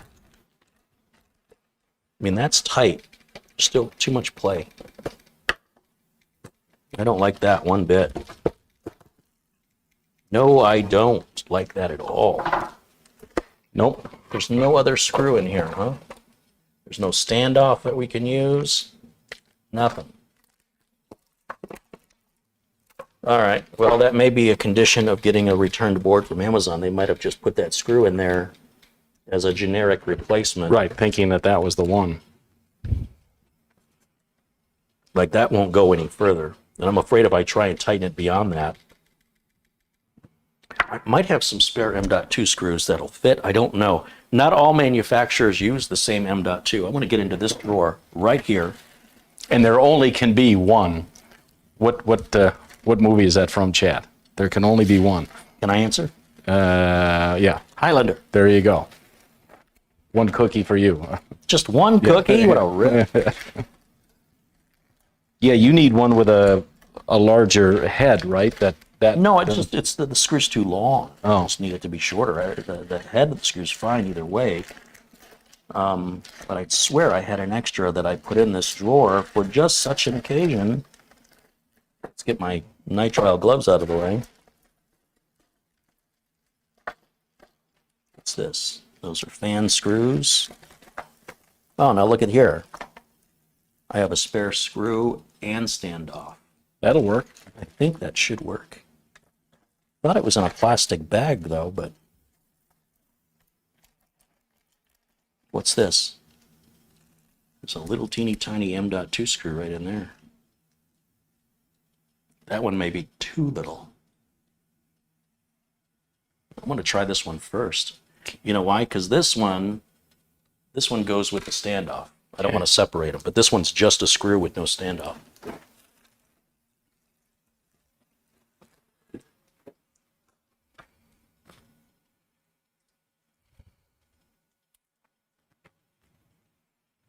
Okay.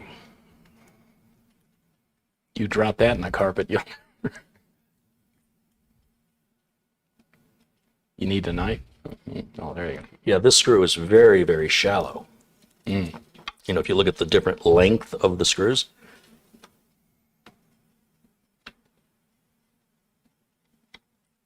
You see how much longer this one is? Gotcha. Yeah. It's quite a difference. Yeah. That's why I say not all not all manufacturers of motherboards use the same M.2 screws. This may not work.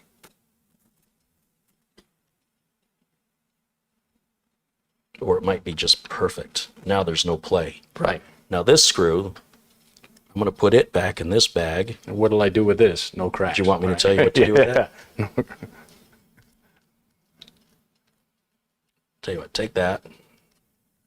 And I'll put both of these in this one bag. So in the future, when I go, hey, where's that bag with the M.2 screws? I will find. Why don't you use a bigger bag? Because this one's already labeled and it was working before. And I only have the two. Yeah, let me file that. All right. I need to get a little piece of tape and close it. I don't want them to fall out. If they fall out in that drawer, they'll never be seen again. So just a piece of Scotch tape, or as the British like to say, cellophane tape.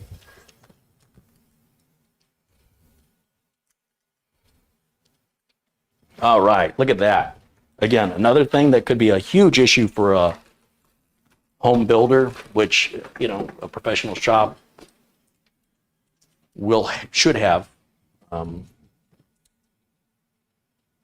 parts like that laying around. Now, I'd say let's install. What do you want? Don't say it. You want Windows 11? Yeah, don't say it. Yeah. I've heard 21H2 is supposed to be out November 10th,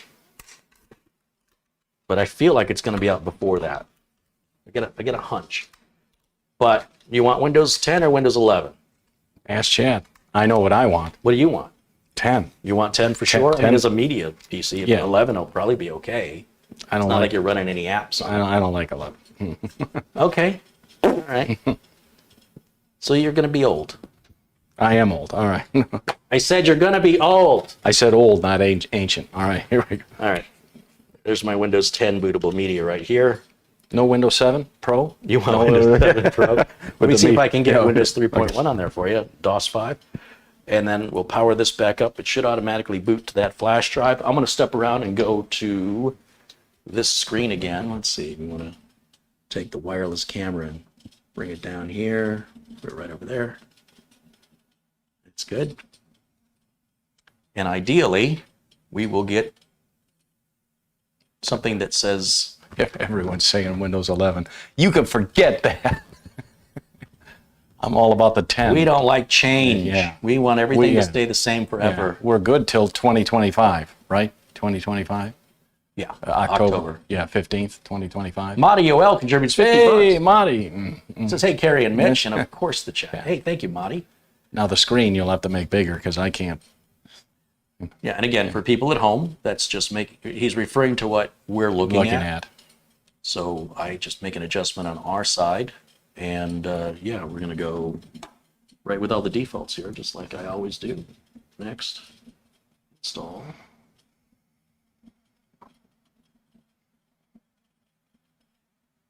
Don't have a product key. No Windows 10 media server? No, just Yeah. that was Windows 7. All right. Remember that? I loved it. Loved it. So you were the one. I was. I knew there was somebody out there who liked it. I It just was didn't like know who it was. It was me. That's our 2 terabyte A data drive right Ooh. next. Now it's going to partition, format, and copy the files it needs for the Windows 10 install. And go back to that screen. I found a site. I like Spotify. If you have Spotify and you search for, I think you can search for my name. I have a couple of shared playlists, and it's a way we can share music without copyright issues. Good, because I don't want to hear you sing. All right. I was going to the karaoke. I'll give you. That's one for you. All right, karaoke, or in his case, You need a break? In his case, karaoke. So- Magic Cam needs a break. Oh well, let me fly the drone. All right, here we go. All right, you're good. All right, so anyway, so on Spotify, I found a channel on Spotify, and I want to show it to you. Lay it on me. All right. With your glasses. Yeah, let me get my glasses. Is it 70s? I'm all about the 70s. Oh, that's better than music. It's not music. Oh. Do you see what the name of this Spotify channel is? Right. Come on, I'm going to find it. Should I say it? Yeah. Yeah. Daily dad jokes. Let's play one of these.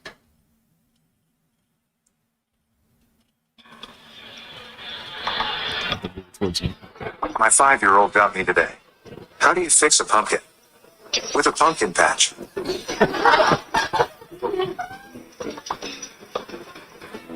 How many Mexicans does it take to change a light bulb? Just one. Why is that funny? What did one monocle say to the other? Let's get together and make a spectacle of ourselves. Oh, just one. Just one. One. Oh. 100 years ago, everyone owned a horse and only the rich had cars. Today, everyone has cars and only the rich own horses. That's a The good. stables Whoop. turn. The stables turned. Yeah. I cut that a little too soon. What does garlic do when it gets hot? It takes its clothes off. was good. Yeah, that's a good. That's a good one. Takes clothes. My guy friend and I got Pfizer shots together. Then we grabbed dinner and drinks and watched football afterward. It was a vaccine mandate. Oh, wait, I don't get that. I don't get that. Yeah, it was a vaccine Mandate. Oh. A little late on the uptick. Why can't you annoy a skeleton? You can't get under their skin. I like the canned after. Yeah. We need that. I'm Bob Jeffy. Good night all. I'll be back to All right, Bob Jeffy. Yeah. So daily dad jokes over there Yeah. on Spotify. Bob, don't give up your day job. All right, so here Well, we as go. long as he's got the canned laughter. Yeah, you can't miss. All right, you driving, Mitch? All right, he's Yes. going to click yes. And then what's he doing? He's going to click yes again. Then he's going to click skip. And then you're going to hit I don't have internet there on the left side. And again, can it continue with limited setup? And then we're going to type in what username do you want on this? User. You're just going to put user, not the Morrison Theater. Oh, capital U.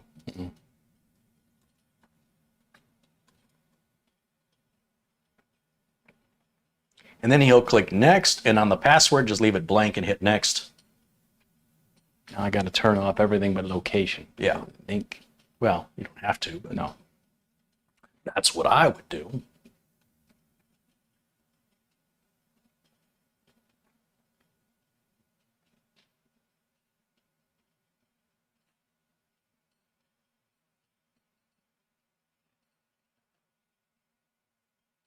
Click not now. Okay. Now it just runs through that last bit there. Yeah, but with Cortana, I could say, Cortana, play me the movie The Right Stuff. And I wouldn't start playing. No, that's asking too much. You know, I'm sure there's a way. I know the Fire Stick does that.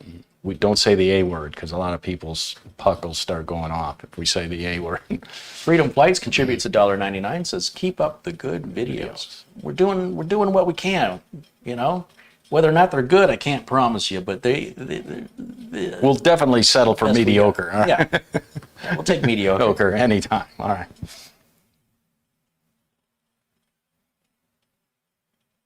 Am I going to apply thermal paste on the CPU? Well, we're not using that fan, as I mentioned in the very beginning of the video. If you're just joining us, we've got a liquid cooler that we're going to use instead. So there's no sense putting any thermal material on it at this point because we're just testing. And then when that CPU fan comes off, we will apply.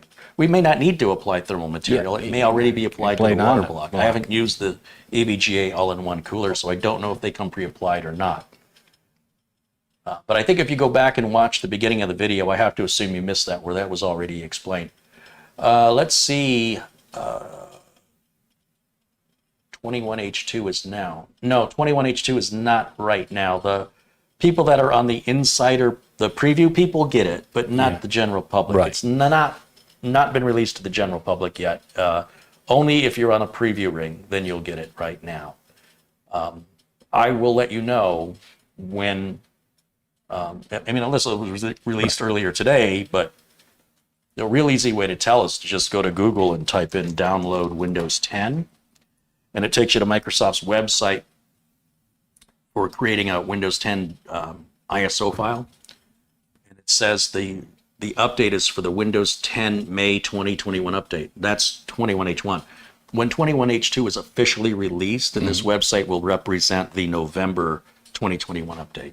because you get 2 a year, spring and fall. Right. Yeah. Yeah. And sometimes it's October, sometimes It's it's just November November. on the fall. There's still time in October for it to come out. But just by going to this website, that means if you have 21H2 now, that's because you have voluntarily gone out of your way to click the options in Windows Update to put you into the preview releases. Now, most people don't go in there and do that. You've done this to yourself. You're not a victim other than your own choices, and that is not normal. Just because you got it, do not assume everybody goes and plays in their Windows Update settings. That's something very, very few people do. So when it is finally released to the public, it'll just appear normally as any other update. And we'll be sure to let you know when that happens. So what I want to do now is go ahead and plug this into the network and go ahead and grab our updates. Speaking of updates, let me go back to camera 1 over here. And let me step around. I'm quite parched, so I must get a drink. Yeah, step away, grab yourself something to drink. This is our Windows 10 flash drive, which I'm done with. And then I'm going to grab an Ethernet cable. Really digging these really thin Ethernet cables. I love these. So Yeah, slowly yeah. been converting everything over to them. Yeah. Haven't had a single problem, as far as I can tell. They're No. identical in every way, but I love they're them. I lighter think you either gave me a couple of them or told me where to order them. Mm-hmm. Love them. Love them. yeah, so lightweight they don't really. Well, plus, Tangle up as much. on the top of baseboards, there's always a little shelf. yeah. So it just You can run it if you across want the top to of the run baseboard. baseboard, and if you wanted then to paint it, have it white, or they may make it white. Yeah, they give them an off. Then you just use those little nail hooks, and it's beautiful. Very clean and nice. So I'm going to move us to the other side so we can see this. you should put a link to those. Those Ethernets, a link to Amazon or wherever you get them. They should already be in my Amazon store. You can buy them on Amazon. I also will buy them from Monoprice. I don't have an affiliate account with Monoprice, but you can get some great deals on cables at Mono, M-O-N-O, price. Check them out. They also have stereo cables, audio video cables. But because I'm all about the hardwire, I must have, what do I have? I got 60. I got 20 full-size Ethernet. It's like spaghetti. I mean, this would just be so nice and clean, easy to bundle. I got to do it. Maybe I'll ask Santa Claus to bring me some in my stocking. Yes, very. Just Ethernet cables? Yeah. That's all you want? And a lump of coal. All right. That's if he can get the cables off the 80 ships that are off the LA. Yeah, right. The Probably 80 more arriving every day, yeah, too. the 80 ships that are parked there. Yeah, waiting to be unloaded. The reporter drove by one of them, and the guy was standing on the deck and yelled up, "How long have you been sitting here?" And the guy yelled back, "A month." I'm like, oh my God. And he's going to get paid that whole time, Yeah, too. yeah. Any shore leave? What's that? Yeah, good luck getting to the shore. Jason Willis says, I've missed his contribution, but it has scrolled off of the screen, unfortunately. Yeah, that's... Must have been some time back. So, or the chat has been really active. Is my viewer activity? No, viewer activity is still not working on YouTube. I apologize, Jason. Thank you for your contribution. I don't know what you contributed, but I apologize that I missed it. And I appreciate your support. James wants to know, Carey, would you and Mitch consider doing a Christmas build dressed as Santas? Carey can be the elf. What do you think my rabbi will do? I'll be Santa. He can be my elf. Okay. Height jokes we're going. Was that what we're doing? Yeah. No. Yeah, Carey and I thought about Halloween, but again, Halloween is on a Sunday this year, and we usually broadcast on Friday, and I'm like... It really interferes with my tormenting children on that day. Yeah, so I'm like... It's a good day to go out and torment children. With COVID, I didn't see many kids out last year. And then was it last year we did a New Year's Day build? I think we did. That was last year on July 1st. Jesus, my life that pathetic that on New Year's Day that's the best thing I had to do. That's just sad. Because I remember do it again? Because I remember not drinking too much. People are, why aren't you drinking? Celebrate. I said I got a show to do. tomorrow. Listen so, to you, Mitch. I got a show to do tomorrow. I can't be hungover. Yeah. I So thought you were hungover now. I actually thought of wearing the ice pack, you know, with the string. I'm so hungover. The red. Yeah. I'm so hungover, but I can make it. Rice Star Man just contributed $10. Says, hello, guys. I haven't been able to see you live in a while. Yeah, I haven't seen that name for a while. Thanks, Rice Star Man. I think these updates are going to take a while. Yeah. What's going on? I can't really see it. I mean, it looks like it's doing something. We'll go full screen for us so we can take a little better look. What's going on? Oh, I got to hit install down here. Oh, no, I don't. No. Downloading. This is pending install. Sometimes there's like a button down here. Then there's view optional updates. Let's click that and see what's over here. Oh, just a network card driver for Realtek. And now it's installing that one. And then it should, yeah, see, there's the install button I was looking for. Yeah. Now, here we go. Now we're installing things. Good. All right. While we're waiting for these updates, other questions we'd be happy to address. Carlos wants to know, can I use your AMD tool? Can I use my AMD tool on this build? Yeah, to get the latest chipset driver from AMD. Absolutely. I do all the updates from Windows first before I use that tool. And I'll also use the Windows 10 optimizer. And I'll even use the Netflix tool, since if you're going to take it, you'll probably want it on a network with your house. Yeah. But I told it no when we first started out to turn all that off. Okay. But the Uncle Carey's Netflix tool turns that all back on. It's a security thing. Jason Willis said he contributed $5 and said best bust build ever. I think he meant best. Beast? The bust build is like on a different channel. I think that's on OnlyFans. Oh. We do the bust build over there. I think he meant best build. Thank you, Jason. Appreciate it. What's your view on turning TPM on in Windows 10? I mean, why turn it on if you don't need it? I don't have a single client running TPM. So it's your personal choice, right? It's like picking the color of a car, I guess. Does that stand for toilet paper money? No. No. If you're short enough on toilet paper, money can be used. I break into fortune cookies, but that's all right. Wow. You must have very delicate fingers. Let's see, where are we at on this? Where's my full screen? There it is. Oh, we're still installing a little something there. Oh, cumulative update does always take a while. Wow. Your internet seems faster now. It is faster now. What'd you do? I fixed it. Oh, did you? Okay. Yeah. Did you pull out the big 8 antenna? No? But you...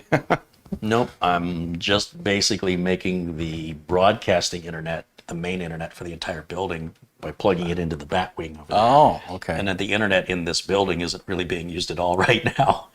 Right.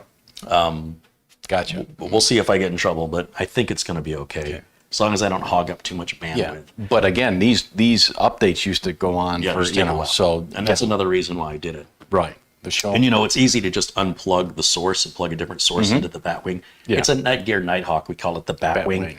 And we have a couple routers to test, but not today. You're going to do it live on Amazon. I might not do it live, but I will definitely put the reviews on Amazon. Yeah. I'm not quite sure if I'll do it live. The thing about the live videos is because of the interaction, they go on longer. And I really need the videos to be shorter for Amazon to attach them to the product page. So we have a couple of routers to review. One from ASUS. Oh, sorry, 2 from ASUS. That's going to arrive at your house Wednesday. Oh, okay. Maybe. Yeah. And then, so there's 2 ASUS routers, the same model. One has a Gundam paint job, which adds $50 to the price. That's white. Yeah, it's white and red. And then we also have the router that Ryan in Nevada sent to me, which I requested, the TP-Link with the 8 antennas around it. And I was going to use that, and have the Batwing for one internet and the other one for the other internet. And then I thought, well, that's going to be an interference in radio signal. It's a tight spot for that many radio signals. So I thought, I'll just switch it out manually. Can you get rid of the bat wing and put the 8 antenna one sure. over there? Yeah, I mean, but I don't want to. no. I like the bat Yeah, wing. It's yeah. running really well. Well, so You know, my testing on these routers will be pretty limited. And of course, the testing is sort of irrelevant anyway, because depending on the environment you're in, the distance I get may not be the distance you get for a number of reasons. The materials of the building that you're in, walls, the size of the building you're in, where you place the router, what receiving unit you have in your wireless receiving device, be that your phone or your laptop or your tablet.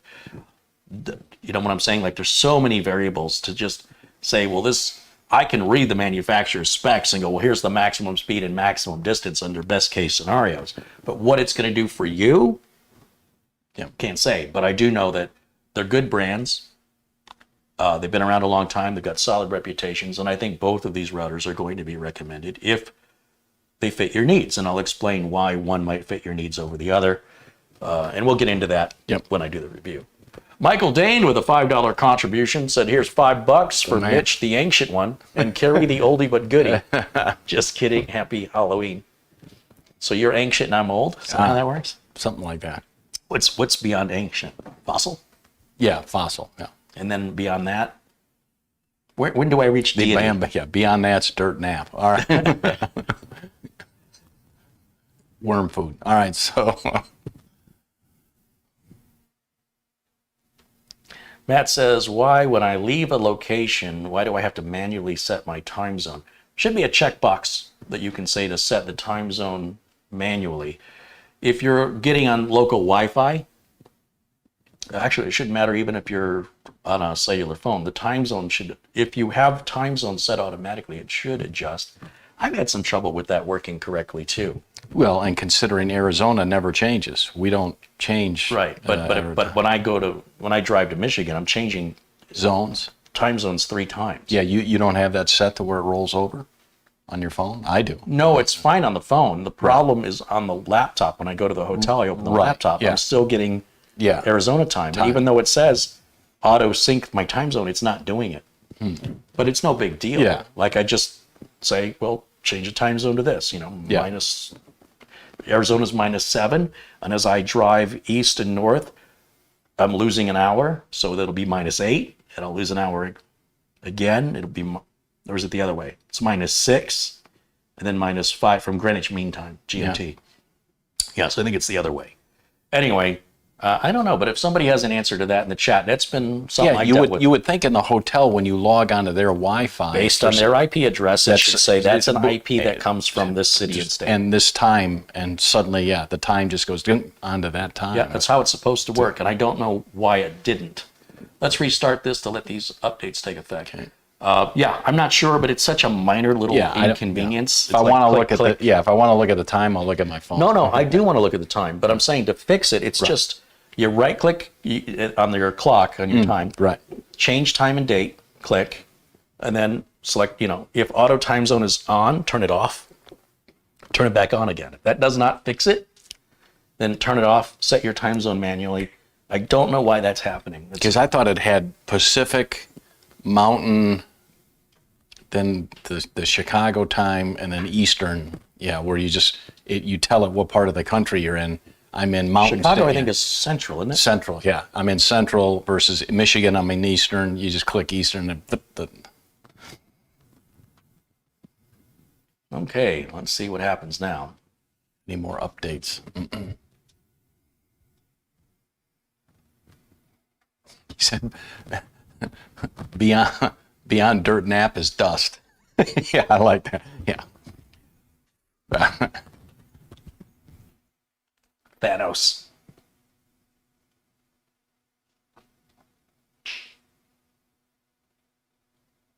All right, let's see.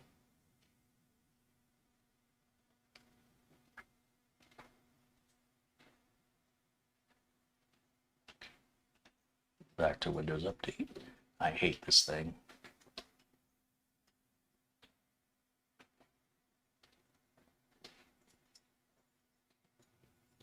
Few more left, you think? I don't know. Let's see what it does. I have no idea. Yeah. Yeah. Yeah, it downloaded a lot quicker, didn't it? Yeah, jeez. Whatever you did, beads and rattles, it's working. Please be faster, please. Check for updates again.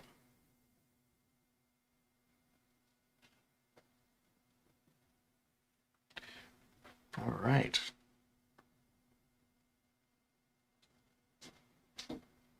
I'll just get this out of the way.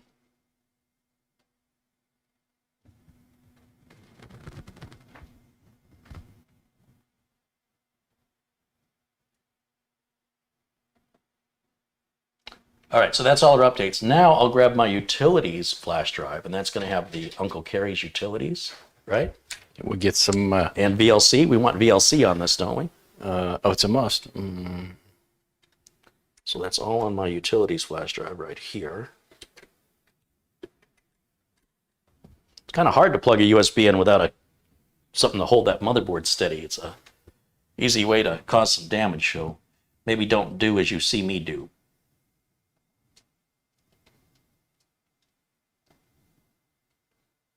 USB drive. All right, so we want all 3 of these. Oh, wrong keyboard. Just drag it across then. If that's how it wants to be, then that's what we'll do. Drag those across, and I want VLC. Should have the latest version right here.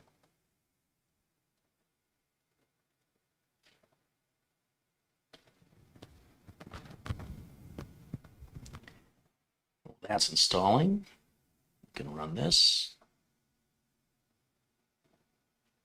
And while that's running, we can run this. Multitasking, man. Ah, the chip can handle it.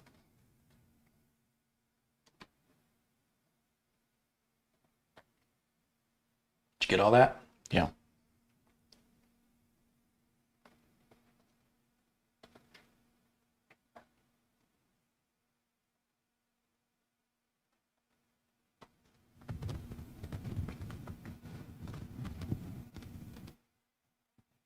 And we're going to restart with all those changes, and then when that comes back up, we'll run the install the AMD chipset tool.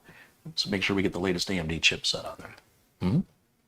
Yeah, those whole Uncle Carey suite of tools are very inexpensive. They're available at d7xtech.com. Be sure and they're inexpensive. It's a great way of supporting the channel, and they're not magic. You can do everything these tools do by hand. They just, when you're doing a lot of it, like I do. You need the need for speed. It's just very repetitious, right? It's the same old registry tweaks and stuff I do. So it's all just automated. So here's my AMD tool. Now this one has to install, unlike the other ones which were portable.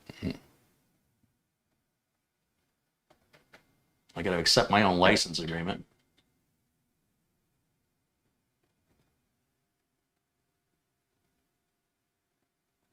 Have you purchased a license? No, I have not personally. Would you like to? No, I would not. Okay, there's an update. Do you want it? Yes, I would. Have you purchased a product? No. Would you like to? No. Give me the update. Chop, chop. There it goes. That's mighty chop. Yeah. I'm not sure why that's. I might have to talk to Nick about that. Kind of a weird little software thing going on there. I used to check this by hand. See, now I don't check it by hand. Right. It's just $5. You pay $5 and it won't bother you anymore. And this will start automatically every time you start your computer. So if there is a new chipset, it'll alert you immediately. If you don't like it to start, just uninstall it when you're done with it, install it again. You know what I mean? Mm-hmm. Or prevent it from running at startup, if that's your choice. But the whole point of it is to run it. So, because you never know, there's no rhyme or reason when AMD releases chipset drivers that I've been able to determine. And those chipset drivers can make a huge difference in performance, reliability, and security of your AMD system. I've had customers tell me their AMD systems never ran so fast. They might have had the system a year, and they're calling me, they're like, hey, it kind of feels slow. And one of the things I do from, cleaning out temp files, making sure all the Windows updates are in, check for newer AMD chipset. And then they're like, what did you do? Because it's running, great. Yeah, and sometimes there's a BIOS update. You've got to be careful though, because some BIOS updates, as was mentioned, if they're there for newer chip compatibility, you may lose the compatibility of your current chip. So this is only on the AMD platform. It doesn't seem to happen on the Intel platform that I'm aware of. But that's pretty much it. We restart one more time. And you'll notice when we restart this time, that AMD chipset notifier is going to come up and annoy us. So I think I'm going to remove it. I'm going to uninstall it. I appreciate it. And that's the great thing about a free piece of software that's safe, is that you can try it. If you don't want to pay the $5, that's fine. Just, you can install it again. There's no limit to how many times you can install or uninstall it. But it's only going to bother you that one time, and it's done. But if you're going through like a configuration like we're doing, we're going to be rebooting this a lot, and that's going to get really annoying. So I'm going to go ahead and take it out along with other apps I don't like. So I don't like, well, here's the chipset software. Leave that in. Okay, that's what we just installed. But somewhere down here, let's see, Groove Music, we're replacing that with VLC. Please leave Candy Crush. Just kidding. Is Candy Crush on there? No. You can always go to the Microsoft Store. This office is not, this is just like a sales pitch in the office. Let's get rid of movies and TV, because that also is replaced by VLC. Mixed Reality Portal, I've never met anybody who uses that. That's something more like something you would use on a phone. Skype is also something that you would install if you need it. Yeah. And, Or use Zoom. Mm-hmm. Yeah, if you're using Zoom, you wouldn't need Skype. Yeah. We'll uninstall the Xbox there and the Xbox there. The others cannot be removed, or this one, rather, can't be removed. And then Uncle Carey's AMD chipset notifier, since I don't want it to annoy us, we'll just take it out. Bye-bye. Mm-hmm. And you'll see it's super easy. Just pops out. No big deal. And it still leaves the chipset driver in there, so it served its purpose for today. And then I just take one more quick glance if there's anything else I don't want in here. And I think that looks pretty good. Pretty good. And then what we'll do is we'll go over here to storage, STORA, storage settings. Let's make sure that this is turned on, and we'll configure it to run every month. I want to free up space right now. And that's going to just free up, some of the leftover files from the Windows install and the updates. And that doesn't really get rid of all of it. We still have to do it old school if we want to do a more thorough cleaning. And I just go over here, right click on C drive, go to properties. I go to disk cleanup, and then I click cleanup system files. And you'll see, even though we've already run the cleanup, there's still a lot of data. Well, not much here, not much there. I'm going to check every one of these boxes. Let's scroll down. That's nearly a gig. No, it did a pretty good job, actually. I'm a little surprised. It's going to remove 771 megs, which on 2 terabytes is nothing. If you haven't done this on your system, or if it's been a long time since you've done it, this could take over an hour to run. Right. So be prepared for that. On a new system like this, it should happen relatively quickly. And let me see what we're missing in the chat. We've been full screen and we've not been able to see the chat. So let's take a look in here and see what's happening.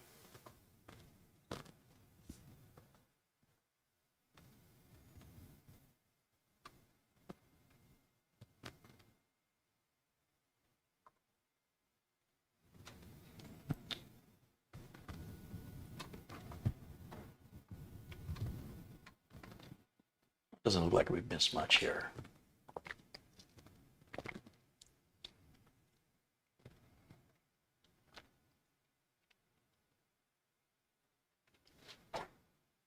Franklin says, thank you to Carey and Mitch for all that you do. Well, thank you, Franklin. Why is Franklin not blue? Let's make sure he's a moderator in here. He's got very good taste. All right. That's right.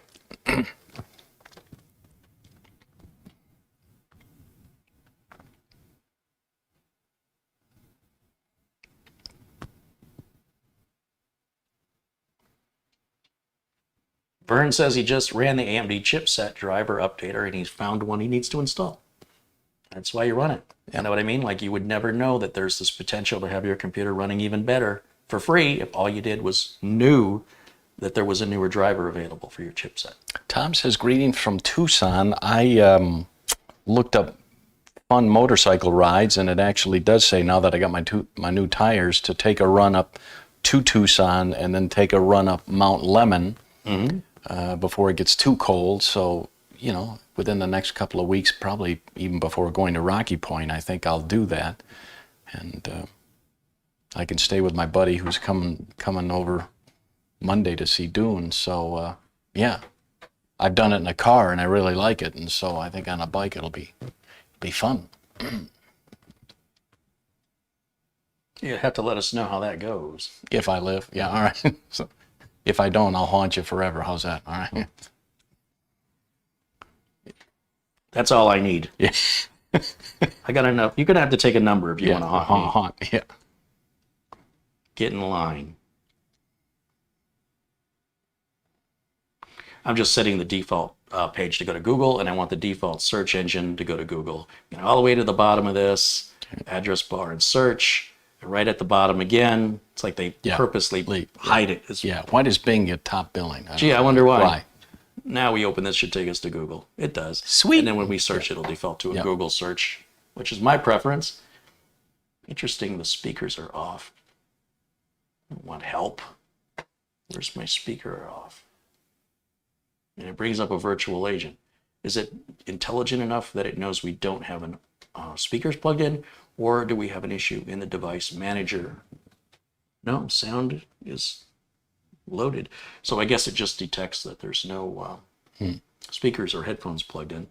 And this does have built-in Bluetooth along with built-in Wi-Fi, as I think all ITX, mini ITX boards have. So I can get a wireless keyboard and mouse. And Camille wants to know, will there be an Uncle Carey optimizer dedicated to Windows 11?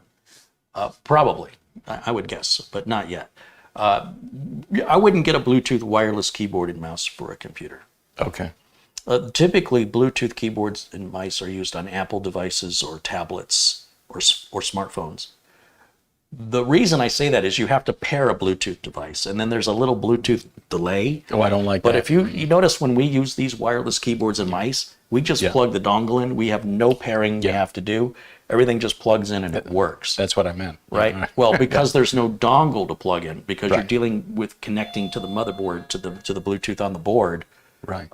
That's where you have to configure it each time for each system you want to use it on. So for someone like me, that would be quite difficult. Let me step away from it. I'm going to let you entertain the troops. Okay. All right. So what's another ride that I saw? Going up to the Grand Canyon. That's one. But that can get a little chilly, so I don't know whether I would go now, the Grand Canyon, but I've been there, driven up there in a car. So, but on a bike, that would be fun. And yeah. I feel a lot more confident with the new tires on. Very grippy and nice. So, yes, indeed. Well, while Carey's buying Girl Scout cookies, chat, you can tell me where in the world you're watching from. How's that? That'll be good. And I'll take a little look-see to where everybody's watching from.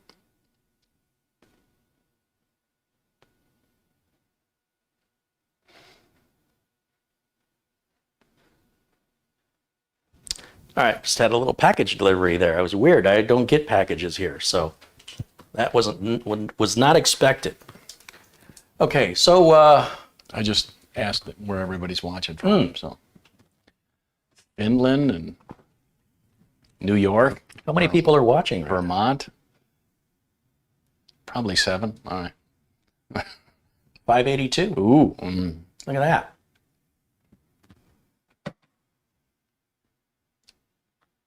Let's go ahead and, let's see, let's shut down. Oh, wrong mouse.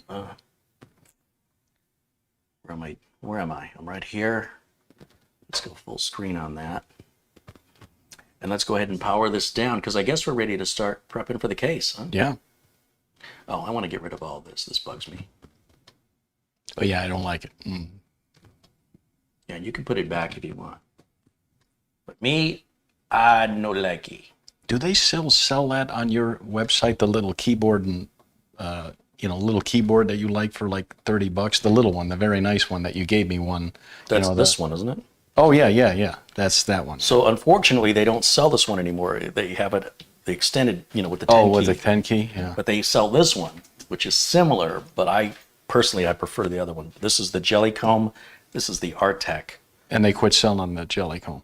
Well, no, they still sell it, but it has the 10 key. Oh, yeah. So it's not short. It's don't a longer like plank. it. Yeah. I like the shorter plank. Height jokes again. Yeah. So we're turning that off, and then we'll have to unplug. We'll have to unplug everything because we're going to get the case up on here. Yeah. So that means we're done with the utilities flash drive. So that'll go back over with. We got people from all over New Jersey. We got people from all over New Jersey. Oshkosh, Wisconsin. Will you put that back in the drawer? Wisconsin. Which one? This one or this one? The middle drawer. No. Netherlands. Will you hand me the power cable out of the back of the power supply?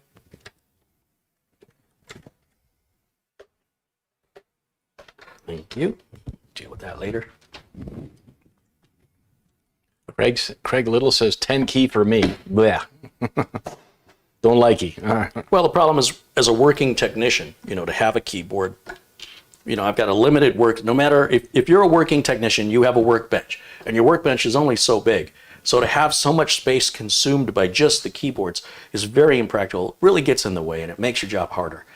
So as a technician, the appeal of these compact, like 60% style keyboards that are wireless, that share the same single dongle as the mouse, help expedite repairs. That's why I don't like the Bluetooth stuff. Now, if you're a home user, as you probably are, and you have a Bluetooth mouse and you want to use it on 3 different things, you certainly can do that. But for me personally, I need something I can move around to multiple things that I may never see again once they're out of the shop. So I don't want to leave the pairing behind or have to remember to unpair it. It's just, and also the delay. I'm not a big fan of the delay either.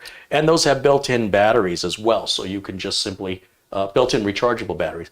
They come with a USB cable. You plug them into a USB port. In about an hour or so, they charge up. And they're good for me for about 4 to 6 months before they need to be charged again. So I'm a big fan of those. And I wish I'd have bought more of them had I known that we're going to stop making them. I'm hoping they'll bring them back or something better will come out. Now, the Artec isn't bad. It's not bad. I just prefer the Jellycomb. And I can't really tell you why. I just do. So Just cause. here's that and that back. All right, let's move this out of the way Okay. because we're going to need some room to bring that case back up here again. Yep.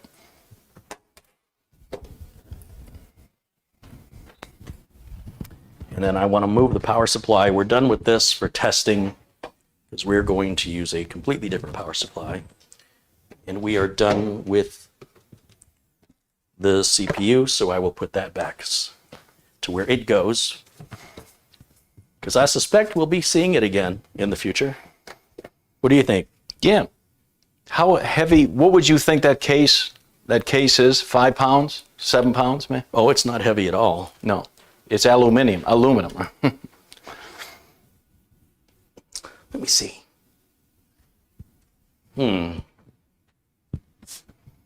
It's about 12 pounds, I'd say. I'll switch. I think the website, if you look in the video notes below this video, it'll take you to Newegg, and it should have all those specifications, dimensions, and weight should be on there. Now, what the weight's going to be when we load it with parts, well, that's yet to be determined. Now you want to take the top off, right? Yeah, I've never taken this apart before. I've never seen any build videos on it. I did see that Maximum PC Magazine is the one that introduced me to this case. They did a build in it. And I'm not sure, it's a couple months ago, fairly recently. And I said, well, that's different. That's unique. Yeah. And I looked on YouTube and I didn't really see anybody building in it. And I thought, well, I'll make a video out of it. And maybe the folks over at Maximum PC will enjoy it. Zach Story is the Editor-in-Chief, yeah, and I've communicated with him in the past, and I hope the beginning of a long friendship, like with Gordon Maung, who works for PC World now, who was with Maximum PC for many, many years, including being the editor-in-chief. So Zach seems like a real genuine, sincere guy. I think he's in England, but I won't hold that against him. Yeah. These look like little screws. I don't know. Will your driver fit? I'm going to just try and figure this out. Yeah. Now, this did come with some instructions. Where did I put them? I set them down over here. Here's what we get for. Oops. Here's what we get. It's like one page.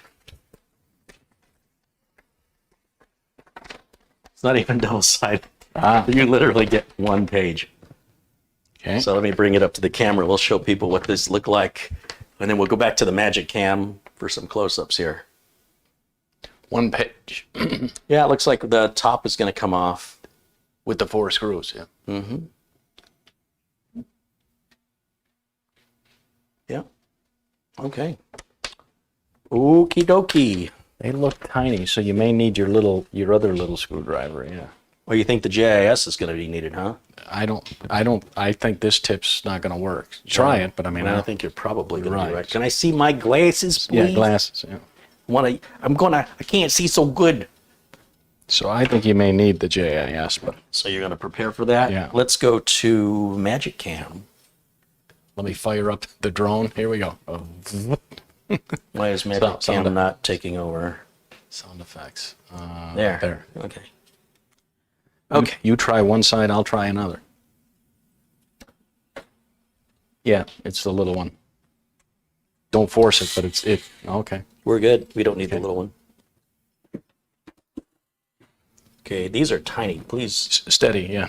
don't lose those. And let's bring this around like this.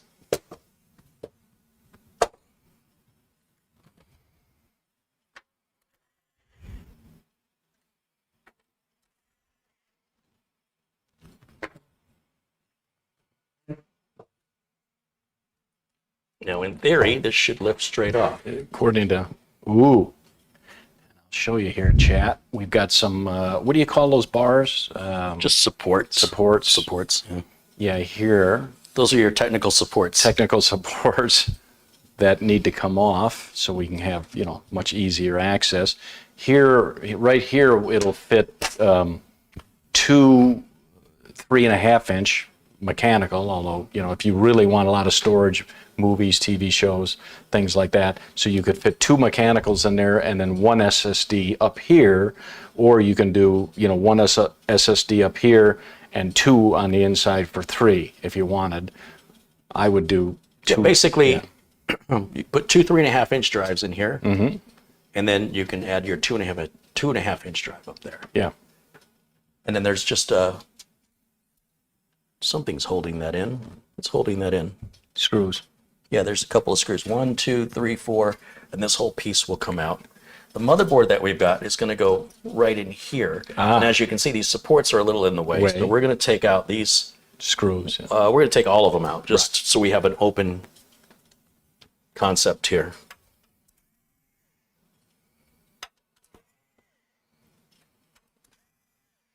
Keep those screws separate from. They should all be the same. Oh, Go ahead and take a look at them. Do they look exactly the same? Yes. Okay, then we can mix them together then.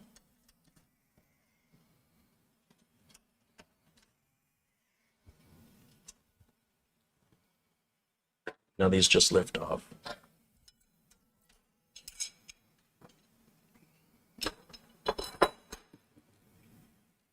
And we got much easier access, so.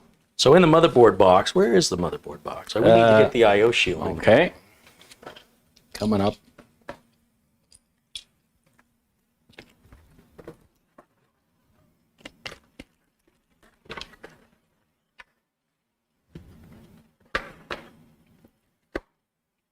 There we go. That's what we need. Hey, for an Amazon return board, this thing's been in great shape. Can I also get my razor? Because this is taped closed.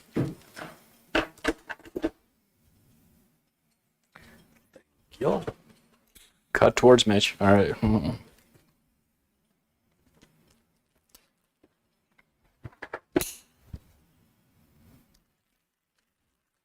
All right, so this is going to go in the back.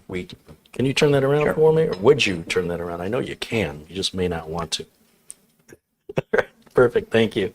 We'll just pop that in, just like we do on any other computer case. Don't force it. You know, I've ruined many of those by. Well, as long as you're pushing on the corners, Right. you can put force in the corners, but don't put force in the center. So that's in.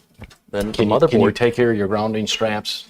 Even That's now? a good point. Inside of here, if you look, we have grounding straps that are the other way around. Look at that. That one's, there's only the one, but that one could have gotten caught up. Yep. And you'd know when we put the board in, right? Because the board's going to go in like this. And you know what? I have installed it backwards. I've installed it upside down. When have I ever done that before? No big deal. Just knock it out, turn it around, put it back in. Well, that's a new one for the channel. After 13 years, I've never done that. I don't think I've done that. Everybody got that? All right. That wasn't me. Okay. So there's 4 standoffs pre-applied, pre-installed, one in each corner. That's a standard mini ITX format. It never changes. So in the box that came in the case, there's a little bag of screws, or sorry, a nice plastic holder that keeps everything separated and not touching. Ooh, that just tickles me. Now, which screws do you think we use? I don't know. The long Are they the ones. fine threaded screws? Are they the coarse threaded screws? I tend to think it's going to be the coarse ones, but you know, I'm not sure. So let's do this. Let's take the board out for a minute. Do me a favor. Yeah. Just take that out and let me just dry fit and see if these are going to be the coarse ones. Oh, that doesn't sound good. Let's try the thin ones. Here's a thin one.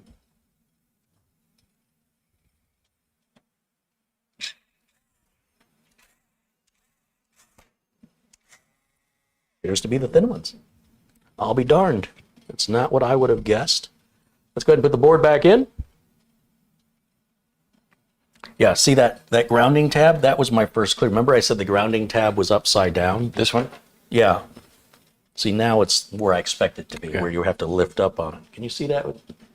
Why are we getting no signal? Something's happening. Oh, there we just go. lost the.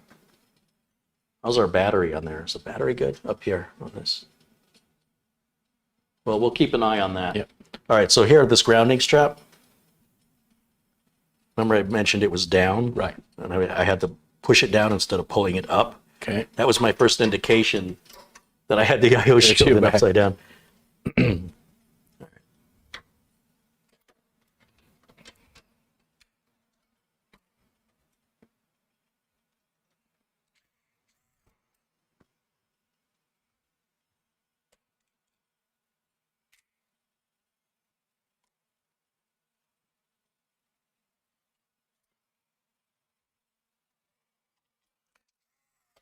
Pushing the board forward because the I/O shield kind of rests pretty heavily against it. And I have trapped the board under the I/O, that little piece I showed you, that grounding strap. You did. Mm-hmm.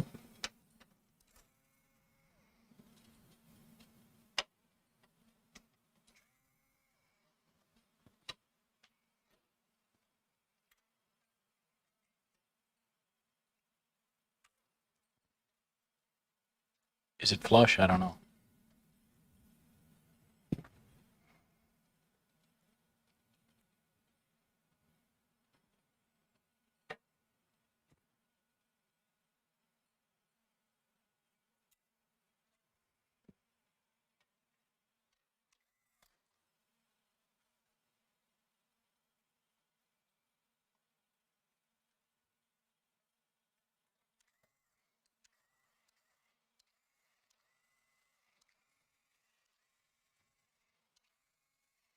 You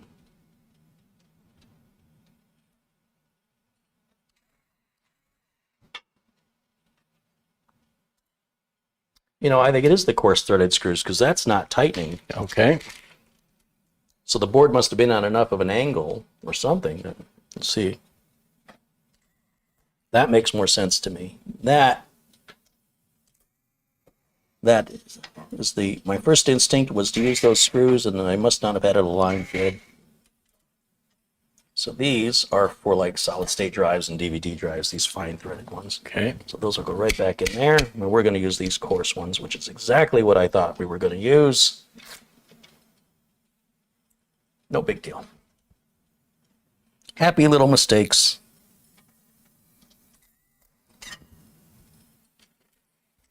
You gonna trick or treat this year with your Bob Ross outfit? I already did that. Oh, okay. It's like wearing the same outfit twice. Even if it is once a year. You did have a voice down pretty good. I was quite. Did you like my Bob Ross? Yeah. Very gentle, soft. Yeah.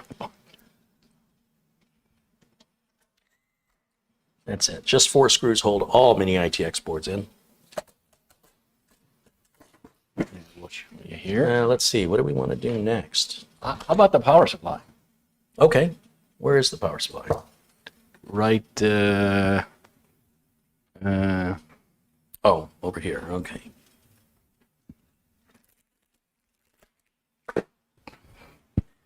Razor.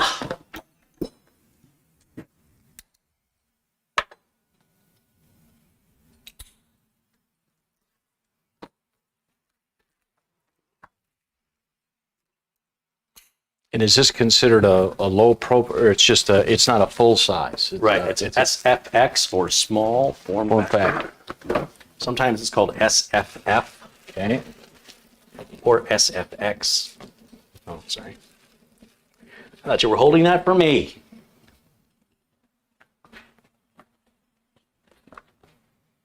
Ready for the reveal? All right, so we got our documentation, because that's important. This is a modular power supply, because I wanted to keep the case clean inside. We've got a bracket for adapting this to a full-size case if you wanted to. I don't know why you'd want to do that. And then this powers the power supply on if you needed to like prime a liquid pump or something, which I never use these. And then here is our tiny little power supply. Oh, little guy. All right. Yeah.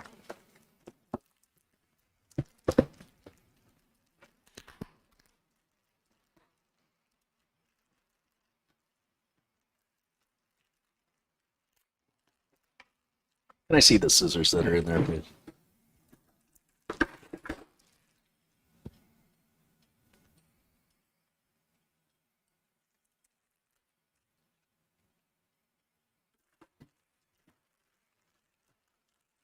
How do you think that goes in? Look at that little tiny thing. Oh. Which way is a fan going to go, Mitch? Down. Because you got legs, so you got some nice. I'm going to say it goes up. Okay. Into the case, or? Yeah, because if you look at the top of the case, I was thinking about this before we started. If you look at the top of the case, see how it's vented? Oh, gotcha. Do you notice how it's vented on this one side but not on this side? What do you suppose that is? I concur. Yeah. Okay. It's not just me then, right? No. So upside down, like this. Are there nubbins for it to rest on? See, I don't see any. Yeah. Not all cases have that. Have It's that. not So- necessarily required. So it's going to be like. But there's a sticker on there we need to peel off. But it's going to be hanging by the 4 screws, which is, with a little. Hanging? Well, it won't be on the ground like that. It's too low. So in other words, it's going to. Oh, that's interesting, isn't So it? it's going to be. Oh. I Wow. don't like that. So, but I mean, Wow. take the stick. Okay, this sticker says it's eco mode, which means that the fan may stop spinning to provide 0 dB noise, so and we not want- to call tech Yeah, support. so we want quiet. Everybody got that? Quiet. Quiet. I said quiet. Get some schmutz on there. Just a little bit of that sticker doesn't want to go. Okay, so yeah, so that's gonna put in there a little Little space underneath it. yeah, that's interesting. Don't like it. It's gonna be okay, Yeah, no, because it could it's not be, yeah. heavy. It's not No, like it's a no, big it's heavy pretty power light. supply. I mean, But that is weird. That prevents any vibration, right? yeah. That's why it maybe doesn't have those. First thing you noticed was it didn't have any resting rubber feet. in the bottom of the case, like a lot of cases have. Now, did they give us any screws with the power supply?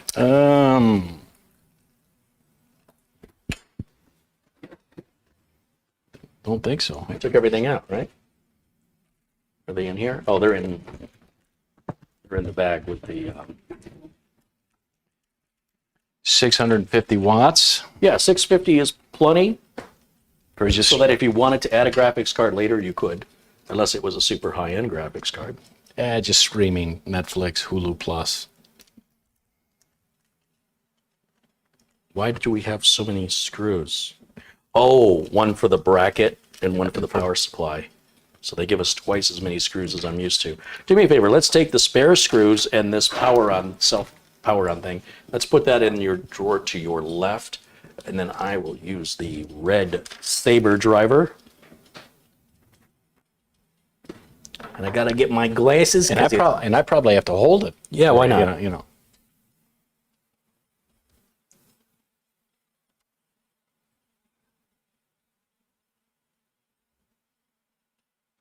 Oh, you know what's interesting here, Mitch? This will take 6 screws. Well, then I don't worry about it being off I've of never the. seen that before. Well, then I don't worry about it being off of the ground. Normally we go in the corners, right? Yeah. But look, there's one right here in the middle. I need that bag of screws back. That's wicked. There's a first. What am I going to do with 2 screws? I have 2 left over. Well, it's definitely the right power supply to buy, isn't it? Yeah. Although they would have given us enough screws here. Yeah.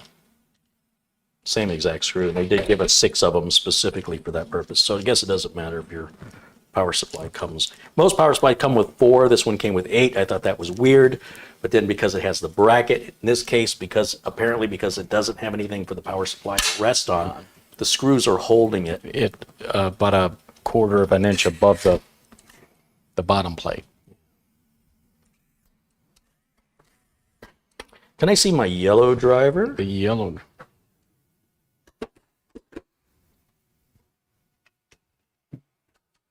Don't want to over tighten, but you want to. Yeah, when I'm a little tighter than Yeah, what the you want to setting is. Ooh, that one was really loose. See, that's why I'm checking them.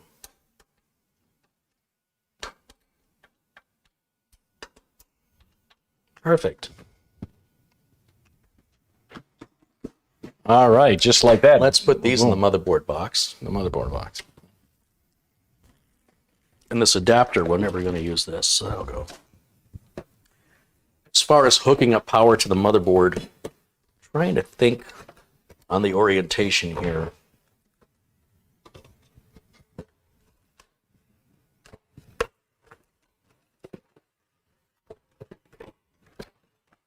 Graphics card would go here, therefore I guess the radiator would need to go over here. Yeah. Yeah, that's how The radiator would have to go here. The graphics card, if we had one, would go here. So we can hook up some of these front port umbilicals right now. Look at, they zip tied this closed. Can you give me my red angle cutters? Thank you.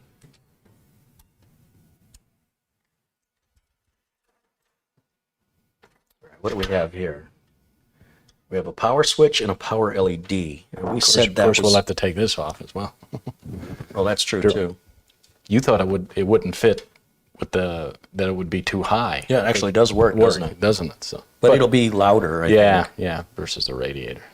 And it'll be, the radiator we're putting in is RGB. It'll have a nice glow coming through those little holes in the case. You'll see a little glow. So you'll have some RGB effect, which you can turn off if you find it annoying. So the power LED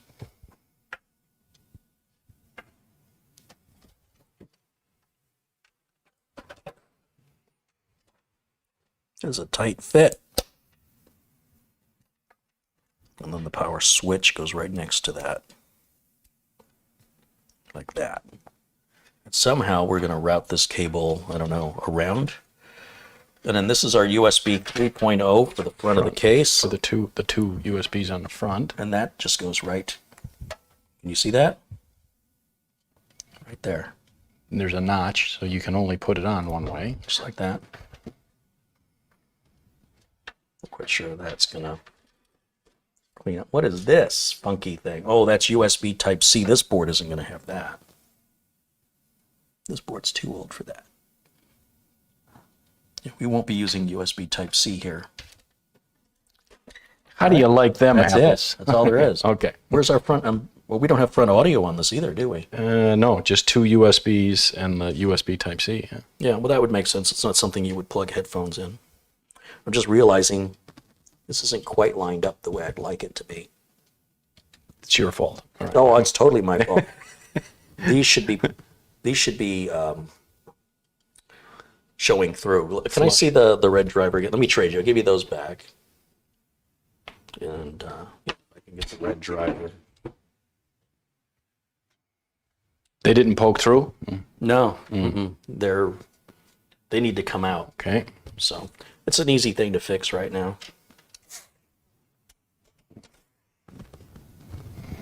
So don't beat yourself up for mistakes. Take your time, notice it, you'll notice it, and just...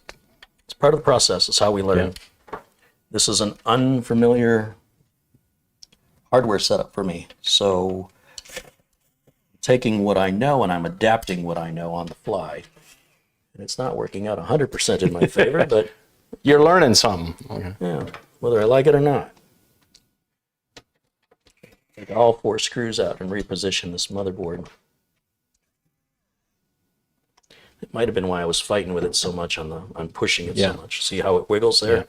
Those should push right through there. See that? Now I can kind of get a fingernail under them. Yeah. I want to make sure I'm still not getting caught up under that grounding strap. Right. And then- But now that the holes, I can see the holes, yeah, line up. Boom. Yeah, I still have to push it forward Yeah. though. There.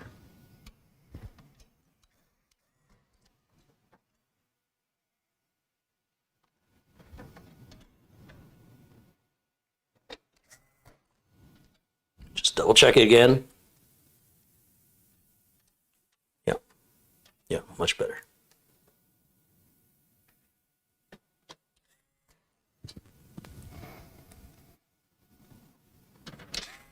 One thing I like about the mini ITX systems is that there is only 4 screws Yep. on all of them. Whereas with the micro ATX and ATX boards, it varies depending on the model. Okay, so we've got the motherboard installed. We've got our switch hooked up. Let's give it some power and maybe just test boot it at this point. What do you think? And then we Okay. can do the cooler. Yep. So this is our motherboard power connector, and we might immediately be in trouble. We might just be done. Oh, There's no way that's going to reach. Oh, EBGA, why did you do this to me? What have I ever done to you? This is not good. not long enough.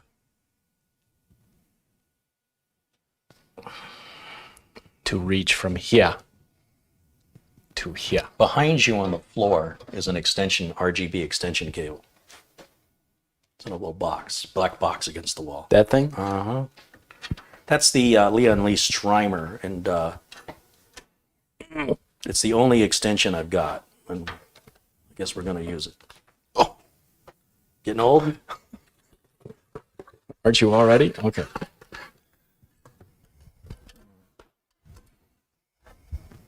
So basically, this will plug into the motherboard.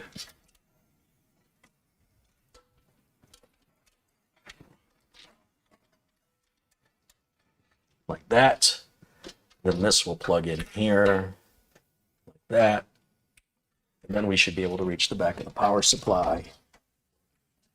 I think I'm going to have to stand where you are, Mitch, to see, because I Okay. can't see. Okay.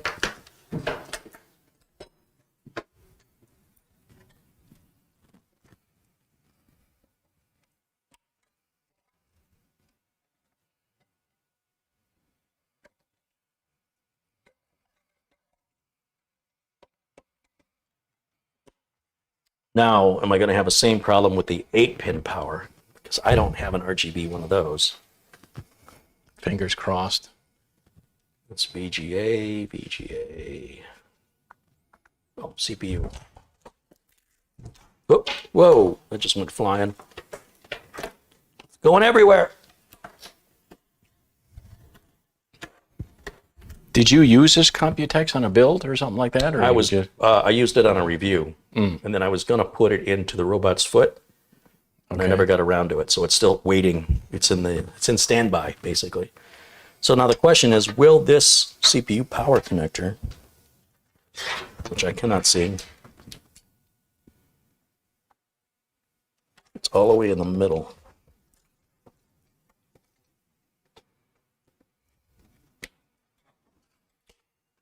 Will that reach? No, it will not reach. What a bummer. What a bummer. That's why we do it live. I'll tell you what, this is a good power supply. I mean, I'm liking how it was packaged.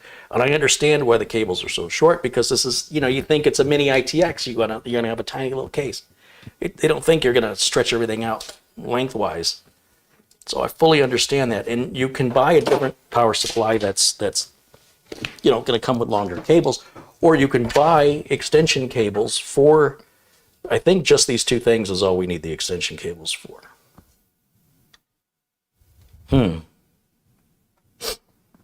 Indeed. I said,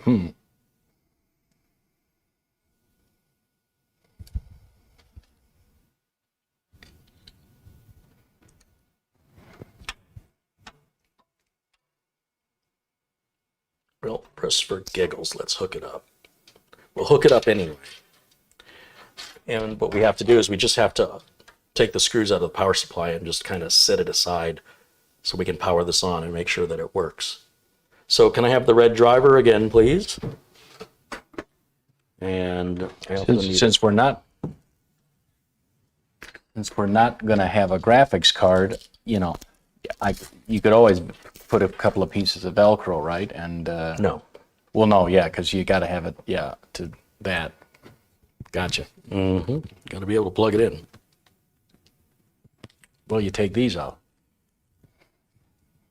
Oh, I see what you're saying. Yeah. It's going to flop around. Right. This is just for the live video. I will just order a couple of extension cables off Amazon and be done with it. Okay. But it'll take a couple days for those to arrive. So the question is, what can I MacGyver in this instant to make this work? Yeah. So I'm going to plug this in just to make it look pretty. Okay. Since I'm using it, let's use it properly.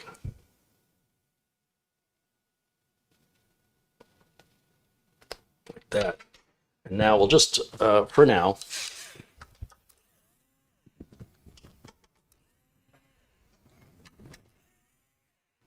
Let me hold on to it so it doesn't drop.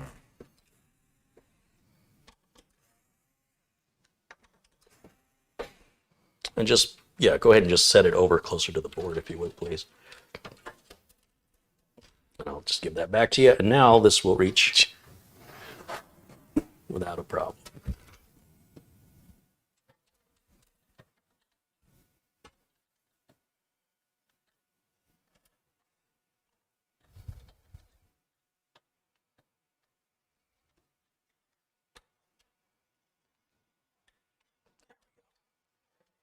As long as the fan is up and it can breathe, as long as this isn't interfering with this, this should light up and work now.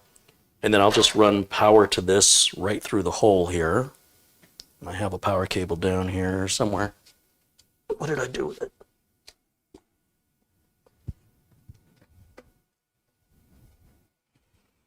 Here's our HDMI cable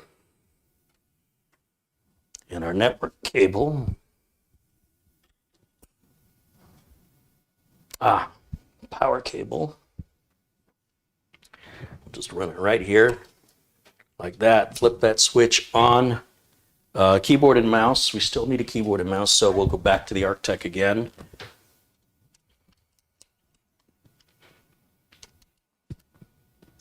Oh, wait a minute. Go ahead and plug that into the front USB for me. We'll check it and make sure that that works.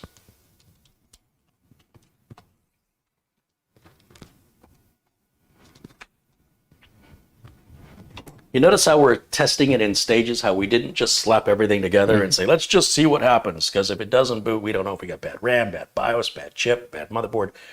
So by doing it in stages and testing it along the way, we're going to verify that everything's good before we change the cooler. Okay. Right? We want to make sure everything we've done so far is working. If I hit this power button right here, Ooh. there's a little red LED in the center of the power button. That's pretty cool. Yep. Yeah, you want to switch cameras so that we can see that it loads up, or you're going to assume it'll go right to Windows? Oh, I'm sure it's going Yeah, to Windows, Windows. but if you come around here, come look at the front of the case. This power button, I like how they light this up Yeah, very classy. right here.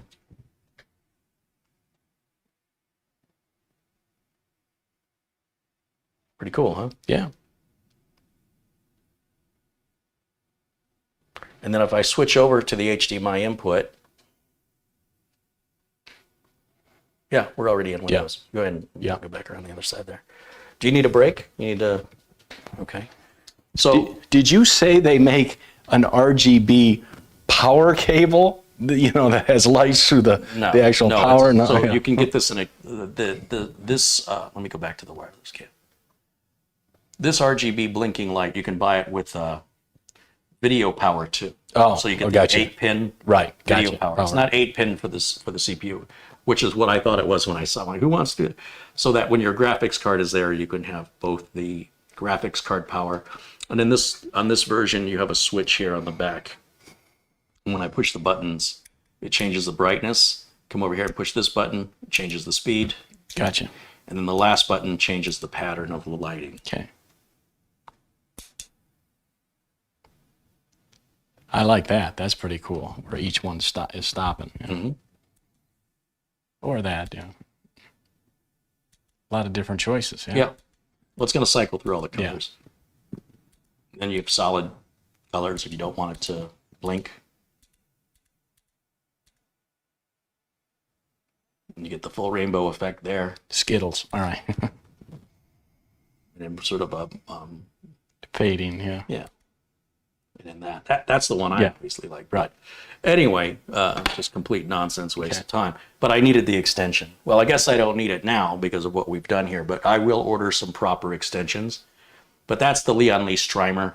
They're about $50 for this stupid RGB. That's what's in here, by the way. That's the stupid RGB. Ah, yeah. Same thing. Yeah, so just then the cooler is all we have to do. I'm going to just tap this power button and Windows 10 should cycle off. There it goes. See it switch off? Yep. And then what I'll do is I'll unplug power from it. We're going to take the heat sink off and then we'll put the liquid cooler on. How's that for a plan? Yeah. I'll get it.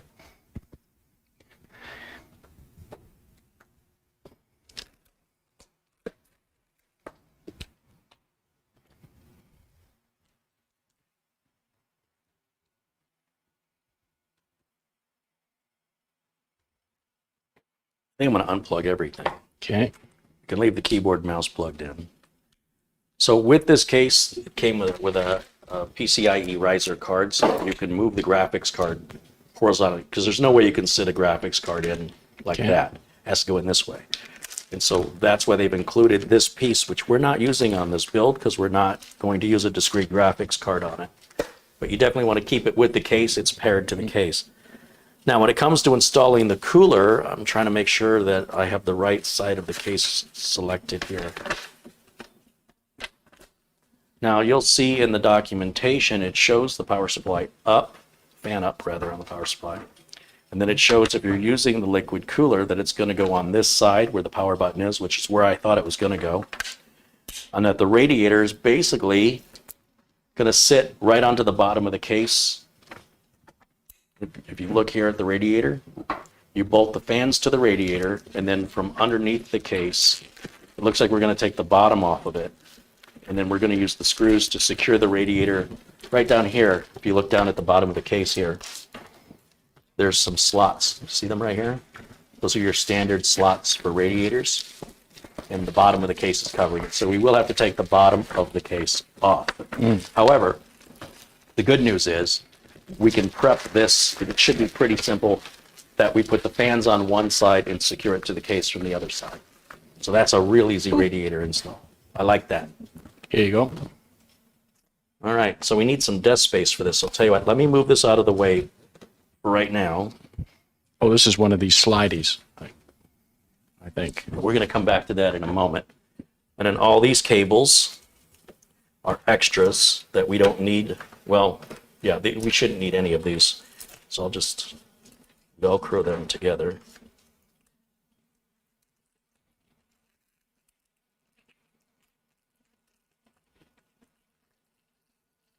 Oh, it's just big enough. And I'll keep that with the motherboard box so we keep all these parts together. Okay, so this is my first time using an EVGA liquid cooler. I need the razor, please. Oh. These can go over here too.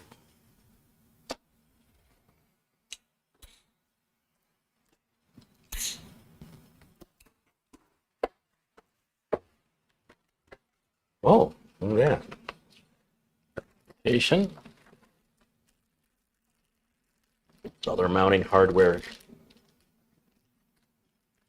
Only one baggie.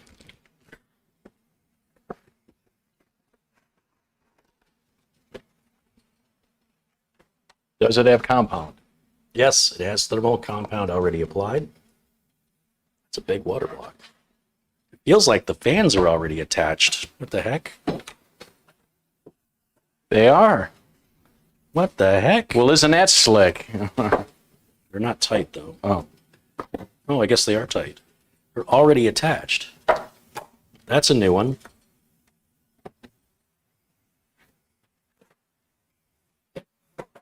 And you know what? I think they're attached on the proper side, because if we put this in the case like this, then this is going to go over to the CPU over here, right? Gotcha. And then we're going to screw the radiator to the bottom of the case that way. So this is already out of the box exactly how we need it. So then the air is being drawn down? Yeah. Down. Down. Well, that was easy to prep. Yeah.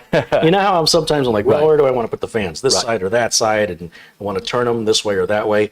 Sometimes I like my cables to come out together, but here, they've not done that, have they? We've got one cable here. Where's the other one? Right here. So they're both oriented exactly the same way. Sometimes I like to turn 190 degrees so the cables are together, but look at that. They've already applied thermal compound for us. That's why there's a cover on this to keep it clean. And they've already attached our fans. Well, I'll take What's that. left? Yeah, I'll take that so you can lift the case That's back up on the fantastic. desk. Did I say fantastic? Yeah, fantastic. Fantastic. Well, here's the problem, though. Okay. I got to take the bottom off of this case, and the power supply is going to flop around. Oh, yeah. So I think what we will do, here's where, if I had this to do all over again, I would have started with the radiator now that I know this. I wonder if, can I make this fit? Oh, there's no way that's fit. Okay. Just unplug that cable. And I'm just going to put 2 screws in this to hold it.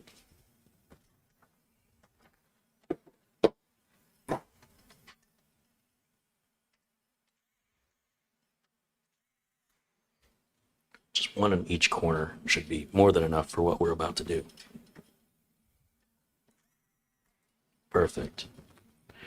All right, now I need to take these screws out here, just like we did on the top.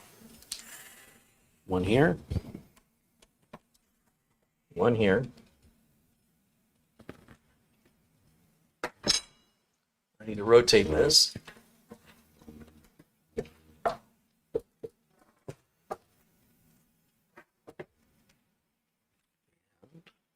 Same thing. Knew I was cutting it close. I'm right on the edge of the corner. One there, and I just dropped it. What a catch. Yeah. Without my glasses even. Okay, you're keeping those all together? Right here. Excellent. Now this should just lift right out of it. should simply... I see screws on the bottom. Oh, there's screws holding it underneath?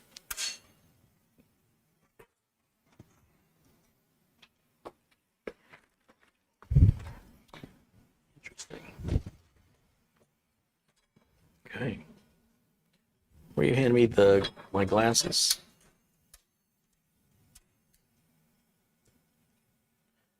I see holes, but I don't see screws.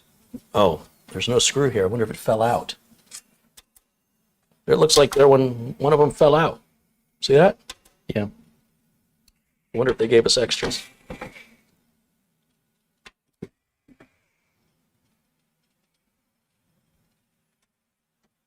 wonder if all these have to come out.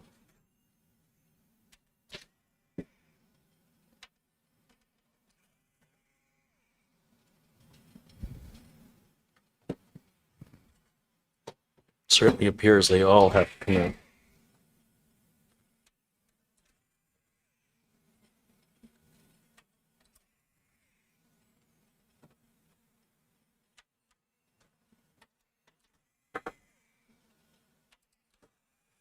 That should be it.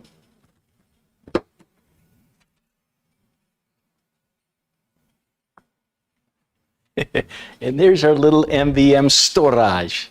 Hey, that's pretty cool that you have access, that they cut that out wide enough. Yeah. Well thought out. And then here's the grooves. And you can see they did the same thing over on the video card side. I guess if you wanted to put a radiator over there, you could. Okay. But yeah, we're going to put it over here just like they recommend. So to do that now, flip this. Let's go this way. Benefit of the camera.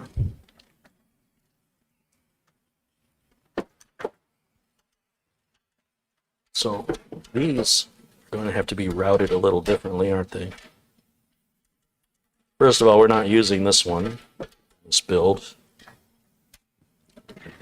And can this just go this way? Yep. And can this one go around the other way?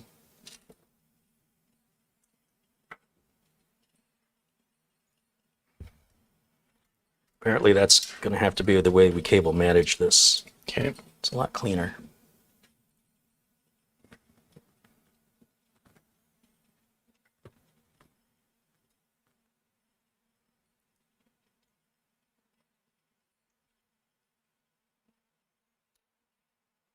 Okay, power LED and power switch are back on and routed around this area for the radiator. So let me see the radiator and see how we want to do this. This has to go in this way. We want the pipes to be closest to the CPU. Look at that. And then that will just go... Does the motherboard have enough fan headers, or you need a splitter? Or Well, it's going to plug into the water pump, I bet. Okay. It's going to plug to the motherboard. That, yeah, fans are going Gotcha. to plug into here. Yep. So we're good there. A little concerning about the extra cable here. When this sits down, how are we going to not interfere with the lid?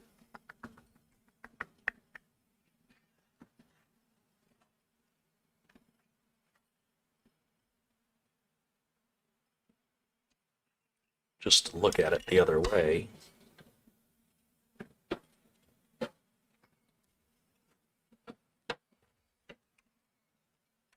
Maybe that's the way to go, huh? Yeah.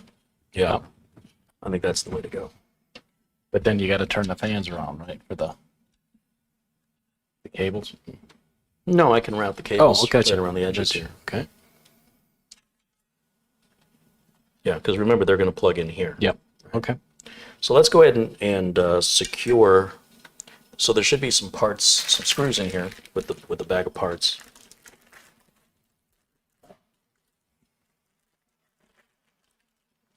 There's an Intel 1700 socket. What socket is that?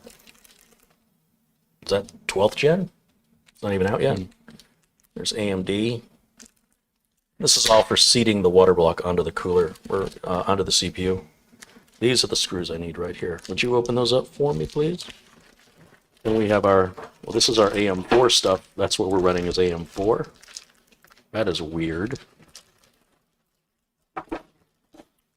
And then there's the thumb screws and standoffs. And then there's, it looks like a USB cable. Looks like there's some software to control this all in one, which is nice. Put them back in the bag. Yes, sir. Yeah. Washers too. Now here's what I'm going to do. This is going to be kind of funky, but I'm going to let this hang off the edge of the desk. Not going to be the best view for the camera, but I'm going to get up underneath and work at it like a car. One washer, one screw. Let's see if I can get this to align under here. Let's see. Wish me luck. Will it align in this orientation? Yes, it will. How long did you go to mechanic school? A year? 2 years. 2 years. Yeah. I think it was a half a year, 1 year and a half a year. I think it was one semester over, 2 semesters over 2 years. No. Let's just say it was a year. Okay. The more I think about it, yeah. the worse it sounds. Yeah. Why do you ask? I just, was it fun or kind of meh? I mean, did you I was enjoy it? made fun of for being so little. Did you enjoy it? I mean, I enjoyed it, yes. However, I never had enough time in the class to finish what I started. And at the end of the class, I had to take home the engine that wasn't completely rebuilt, and I didn't know how to finish it without the instructor's assistance. And so it never got put back together in the class project, right? And, it served its purpose, which was for me to learn, but, there was no YouTube or anything for me to go to get any guidance. So I had the whole engine torn down, cleaned up, bored out, okay. honed out, and I just wasn't sure how all the gaskets and washers and everything went back together. It was a Volkswagen Dasher, which was Volkswagen's first water-cooled engine. And there just wasn't a lot of information about it that I could find at that time. And the books were a little too complicated for me. They were just maintenance books. They weren't really engine rebuilding books. So I got in a little over my head, and I was so enjoying the class that I was, helping other people do their stuff, and I wasn't really spending my time selfishly on my own engine. And then when the class ran out, it was like, well, now what do you do? Well, get it out of here, take it home, finish it at home. And it never got finished. And the car was picked up by a tow truck, and I think they gave me $20 for it. And the engine was in the back seat with the rebuild kit, which was $200 back then. Whew. Brand new in a package. So, well, this is going to be a good gift to somebody who appreciates the value of what they're getting. All it had to do is be reassembled. It was ready to go. But what I learned from that was I probably only had a bad head gasket on that engine. It didn't need to be rebuilt. When I took it apart and saw the condition of it, it was in good shape. But once I took it completely apart, I was in it, There was no undoing it. But is there one more? Is that it? That's it. Oops. Now you put them in there loose so you can slide. Yeah, because I want to look at Yeah. where this is going to go and what it's going to look like. It can slide a little bit. In fact, just get that one started. I still need this. So the question is, do we want to pull it? As we push it this way, we start running into these front port headers. If we push it this way,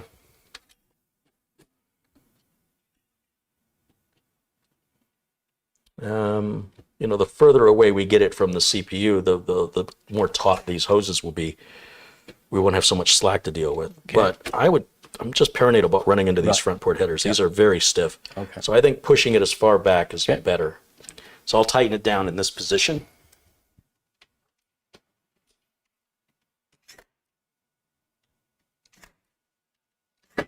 I'm really impressed that EVGA's so ready to go on. And this, what drew me to this cooler? The price. It was like one of the cheapest 240 millimeter coolers I could buy. So I didn't expect it to be this good as far as ready to roll out of the box. They can put that quote on the website. I didn't expect it to be this good. Yeah, not sure that's Says CareyHolzman. What a quote. But if they know who I am, right. you understand how precious that is. Yeah. So. All right, now we'll take the cooler off.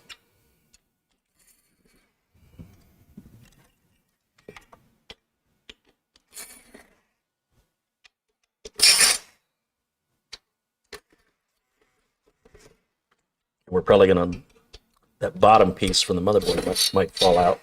The back plate might fall out. So just be prepared for that.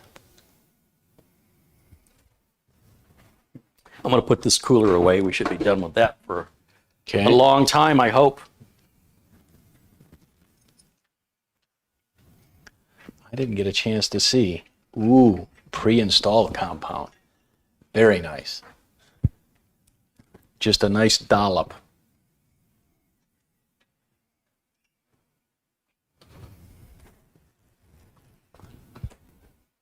What are you thinking, Mitch? Is it looking good? You like yeah. it? You not like it? I likey, yeah. Mitchy likey. Now we could put the bottom back on. We should be done as far as the bottom is concerned. And then this is going to go on, what do you think, this way? Is anything going to interfere? Nothing's interfering. Doesn't matter, because again, you got the top, so it's, like you said, it just depends on the pipes, yeah. It's kind of a shame on the EVGA cooler with this build that the pipes aren't on the side. Because if the pipes Right. were on the side, we could bend them down. But being on top, You can't, yeah. there's not a whole lot we can do with them. I mean, it's going to be okay, but on some coolers, the pipes swivel. On both the radiator and the water block, the pipes are locked in. Okay. So we can bend them, and that's okay. Yeah. There's no harm in that. You're not crimping them, you're just, Yeah, we're not going to crimp them, but they are going to be bent down, and they're when the lid goes on, the lid's going to be pushing them down. Yeah. And that's okay, but it sure would be nice if they kind of came out of the side. But again, I was focused on price, and I wanted a new experience. Now, you can already tell with this bracket, this is an Intel bracket that's on here. Okay. And usually these brackets, they just come right off. Usually you twist them on most of these. They twist. So you're going to need, Unless it's going to make a liar out of me.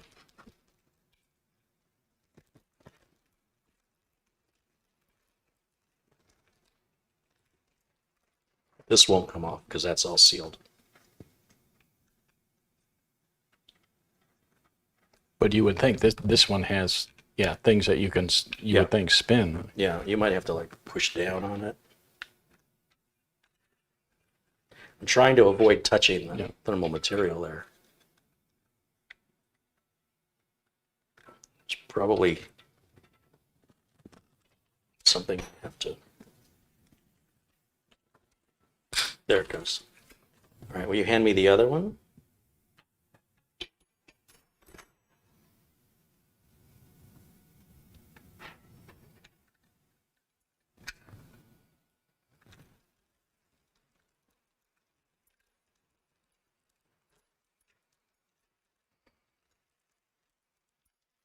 So my problem with this is the words are going this way. No biggie. Well, maybe not for you, but I wonder, can you put this on 90 degrees differently?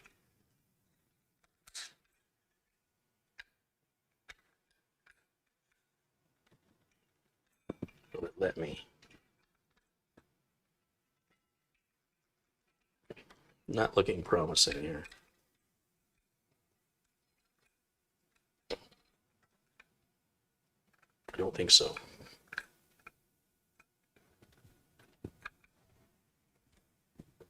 You can see the groove right there. It looks like it could do it.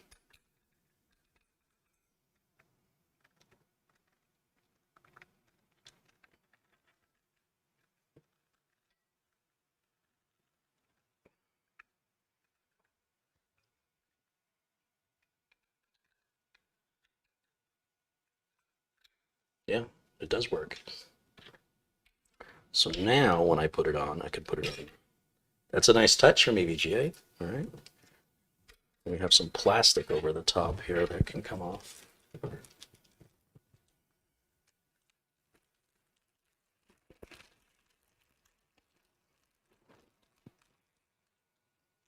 Now, how do we attach this to here? That's the question.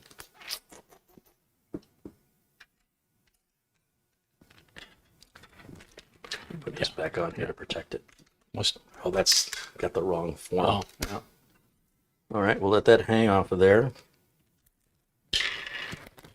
And I'm going to take a little peek At the manual? at the I don't believe. manual. I don't believe it. All right. So there's no back. So plane? LGA, AMD.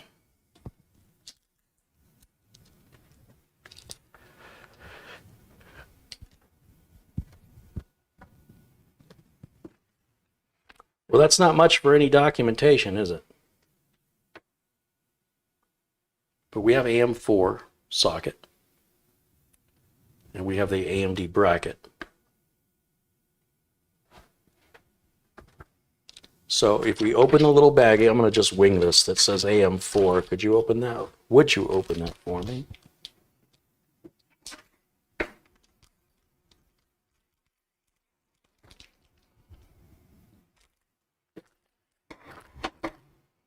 See how this works. It's freaky. Let me have you hold those for a second. Looks like my bracket is not aligned.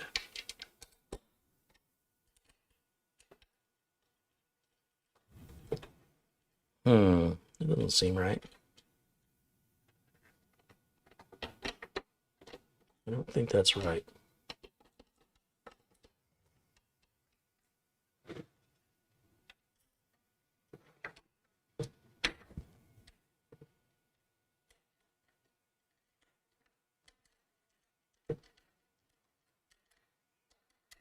No, that screw is way too thin to go into that hole, so maybe it goes the other way around, like this. Ah. This is so much more fun than reading directions.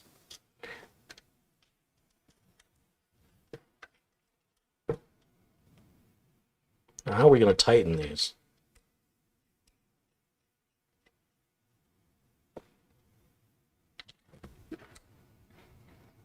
That's what I need to know. How do we tighten them? With a 9/8 socket. No.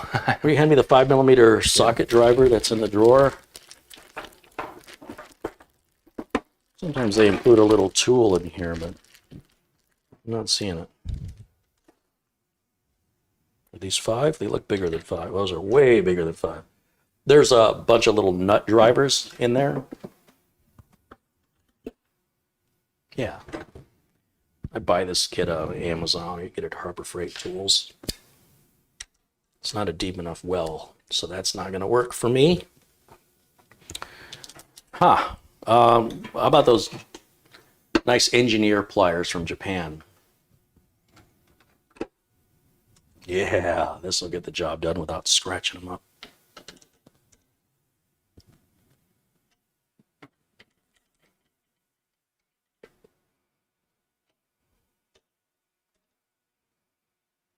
You'd think they'd give you a little socket for this, you know?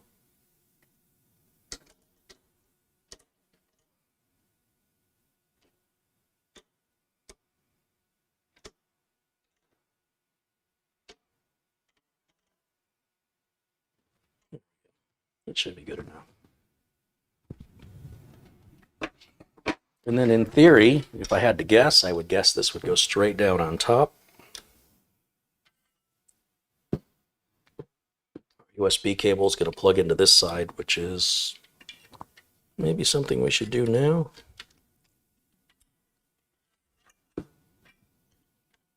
Yeah, that looks like it's... But you could always take out the RAM. But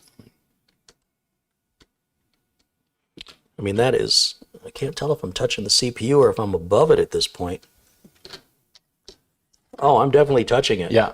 Yeah, There's a see circle. the outline of the thermal circle. compound on the CPU? See that? Yep. So we are making contact. Contact. So that means I just have to put the thumb screws on top. Okay. So in this bag, there should be some thumb screws for that.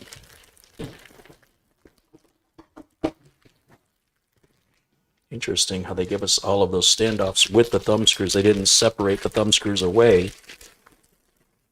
And then, of course, we've got the USB cable I can attach right now, too. Let me give you that back. Ooh, is that going to bump into our RAM?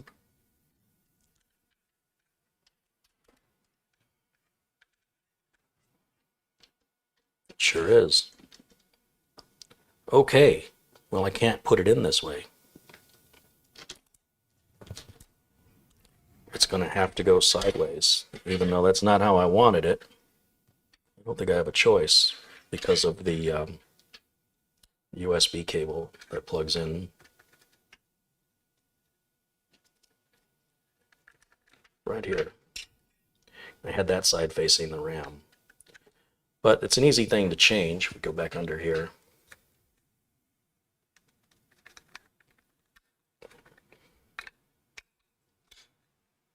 Did you catch that? It was pretty quick. I can put it on this way. Now my cables are coming out this side, which I guess is fine. Everything's going to wrap around this way anyway, isn't it? I guess that's okay. We'll set that there. Then all I want are the thumb screws here. So those little standoffs can go back in the bag. I just want these big boys. Those are all your standard Intel standoffs there.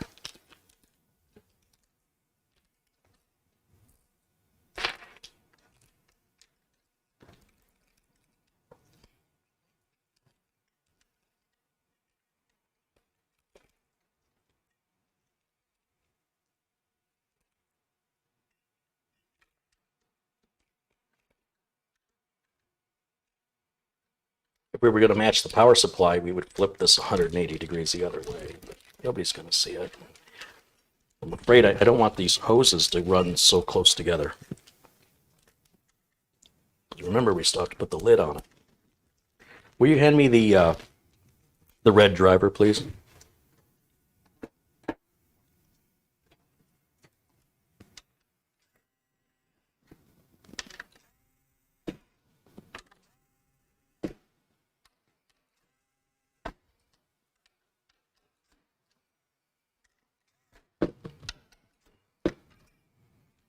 Will you hand me the yellow driver, please? Thank you.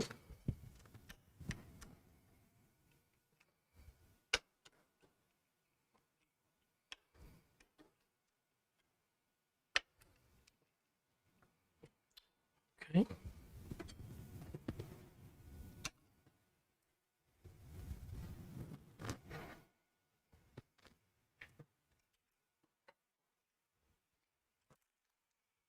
One fan cable.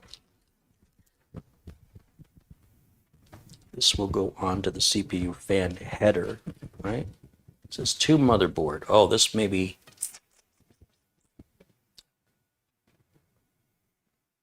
Boy,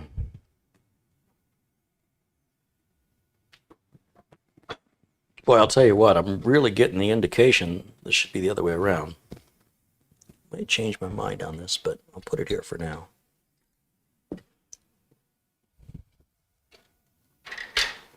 We'll run this around the same as we run everything else.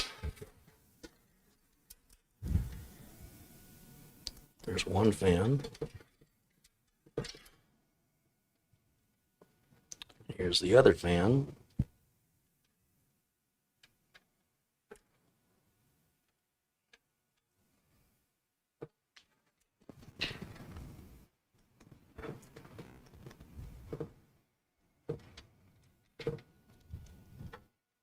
But that is just, no, I was going to say it was just long enough and then it popped itself right out. Well, you know, we can go right through this unless you're going to put storage in here. We can run the cables right through this cage and that will, because this one's pretty tight. See how it's running here? Yeah. My preference is to keep this, let's run it through here instead.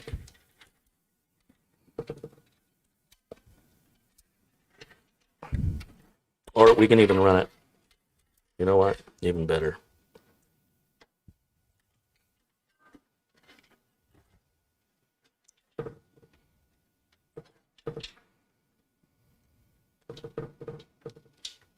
Boy, those don't really sit in there that tightly. They're very easily, they'll just pull right out. They don't really lock in at all. If I had a criticism, that would be it. So far. And then this is just a standard USB 2.0, and that'll go on the motherboard right here where it says USB. There's a pin missing. It can only go in one way.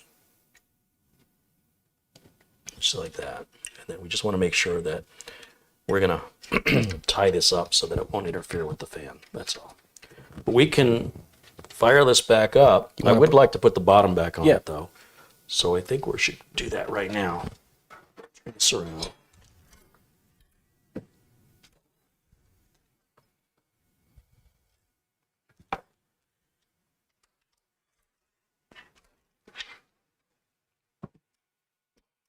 Pushing on those pipes does not feel good. Okay, bottom.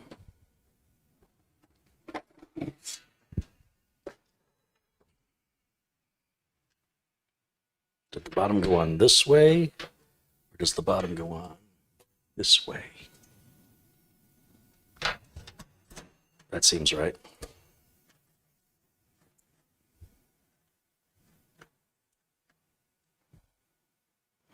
Okay, we ready to put this thing back together?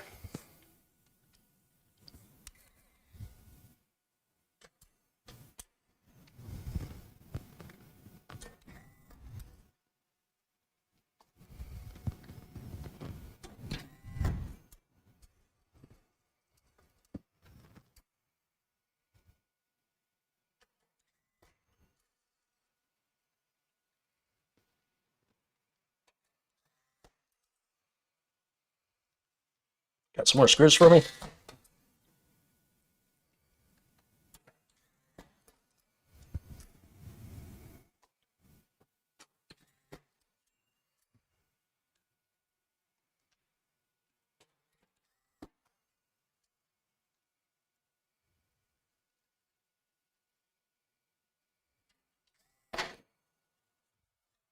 Then we have two on the sides, right?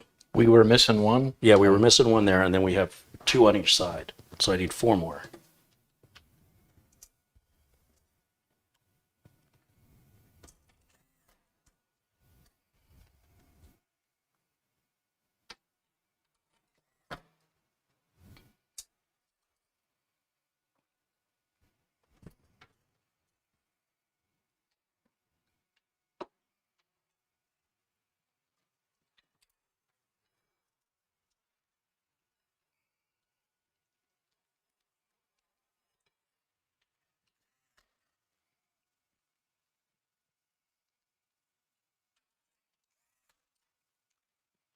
Thanks, Mitch.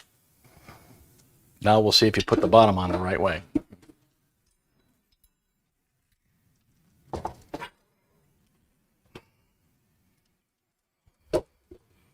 think it looks good. Oh, that's not going to be too bad at all. Yeah, that won't be bad. Yeah. There. So now I'm going to need the driver. I need to disconnect. I need to move the power supply because our power cable to the CPU is just a little too short. We do not have an extension for that. Yep.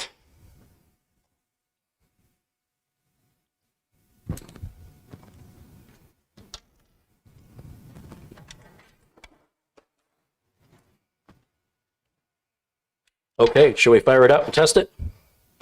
We're ready to run Prime 95 and see how hot we can get this thing. Ooh.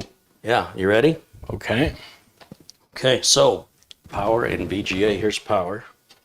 Did I say VGA? I meant HDMI. Power, HDMI. You still have the keyboard and mouse plugged in. Mm-hmm. I guess I can give it network. I don't really need to give it network access, though. Yeah. Let's not plug the network in.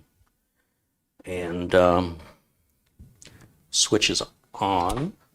Now, do me a favor, hit the power switch on the front. Let's bring the camera closer. Oh. Over. Bring the camera this way. Over here. Over. No. Over here. I want to see the top of this. And I want to see these fans spin when you hit that power button. Now? Yeah. Ooh. It's doing what it's supposed to. It's a good start. Good start. All right, now I'm going to step over and we'll go to, Which keyboard? we're going to go over to HDMI input. And we're already in Windows. Okay. All right, now, while we're looking at this, it's awfully loud. Probably because we need to load the software to control the cooler.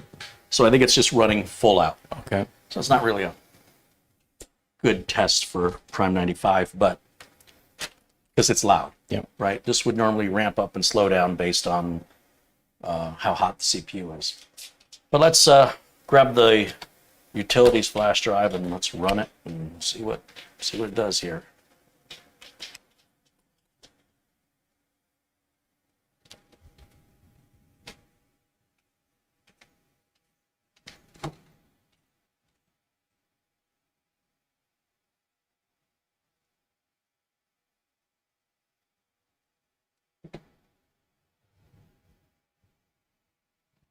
I like to use HW info on AMDs. Okay.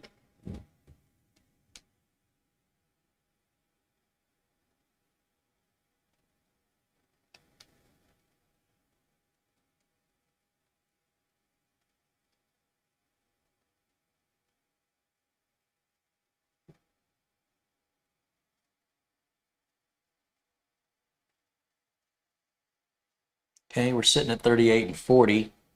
I'm going to start Prime 95. Run it with all the defaults on all the cores. We should start seeing it heat up here.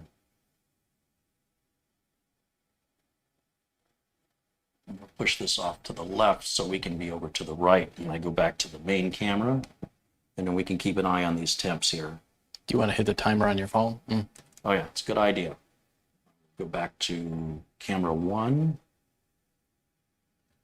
And we'll just sort of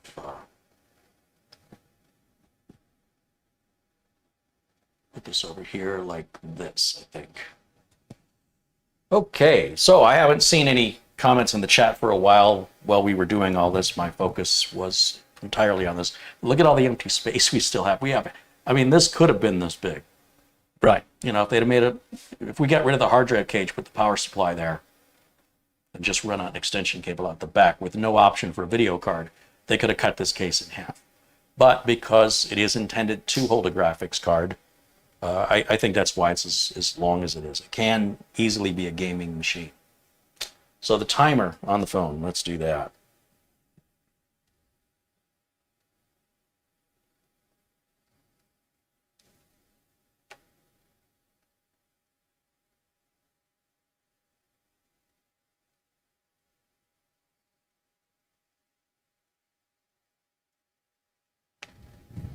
What did I do with the glove? Oh, here they are. Maybe missed some contributions from PayPal.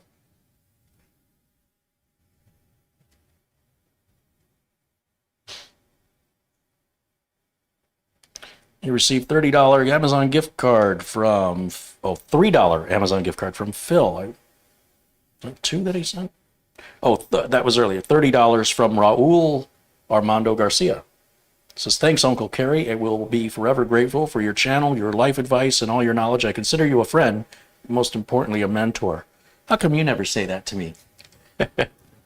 Thank you, Raul. I appreciate that very much. No comment. All right.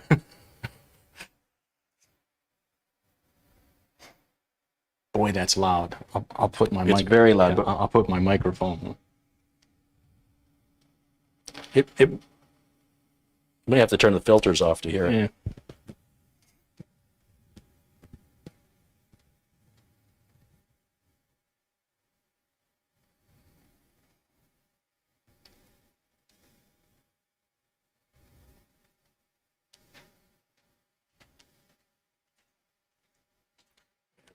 Never did start the timer.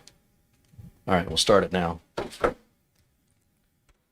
All right, going back into the chat room. I'm sorry, guys, I've kind of missed out. Let me scroll all the way back up, which obviously won't take me all the way back. Randall's, who is it? Larry Wood says, Carey again. Watch me pull a rabbit out of my hat. I kind of did that a little bit here, didn't I, with the extension cable and just kind of coming up with some solutions here. Samuel Ramos says, it's a nice case, very retro. James wants to know if standard ATX cables will work on that power supply. Not something I'm going to experiment with. If they're from EVGA, probably, but even that's not a guarantee. I could get longer cables, I could get custom cables, or I could just buy cable extensions. And I think cable extensions will be faster for me to acquire. And I don't need custom cables because nobody's going to look at them anyway.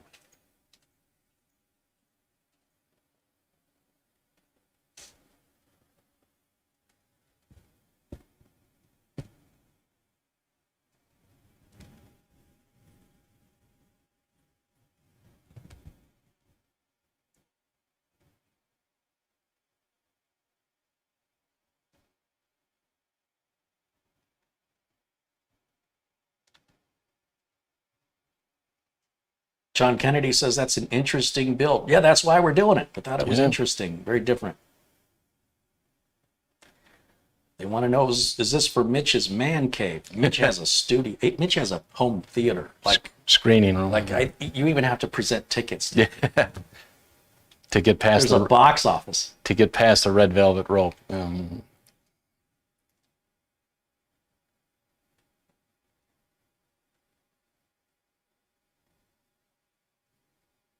Bill Brulette provided a link to Amazon to Yeah. the Senda Ultra Slim, but it's white. So it's like, it's for Mac. Yeah. But yeah, it's only $28. So I appreciate the link just the same, Bill.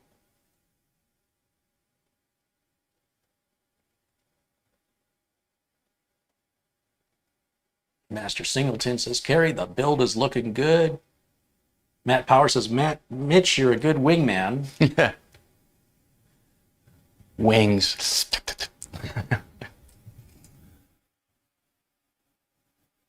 Greg Guy says, I'm watching from St. Mary's Country, Maryland.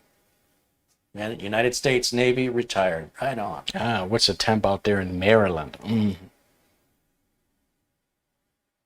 Planet Kraus with a $25 contribution says, I sent this before, but I'm sending another chunk. Hopefully Carey, Mitch, and Magic Camp Person are doing well.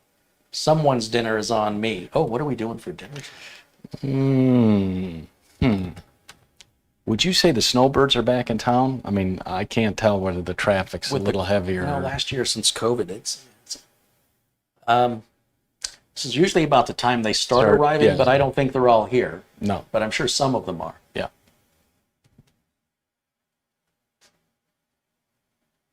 Robert Jones says hello. Reverend John O'Toole says hello.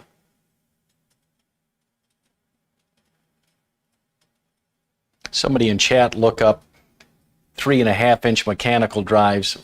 What's what are they? 8 terabytes maybe? So you get 2 of those bad boys and 16. you mirror it because you don't want RAID 1? Yeah, because you don't want to. I don't want to lose what I put on there. That's so. what your NAS should be for. Yeah, I wouldn't put it in the box. Yeah, that's true. Too much heat Yeah. and clacking. Yeah, the clacking of the.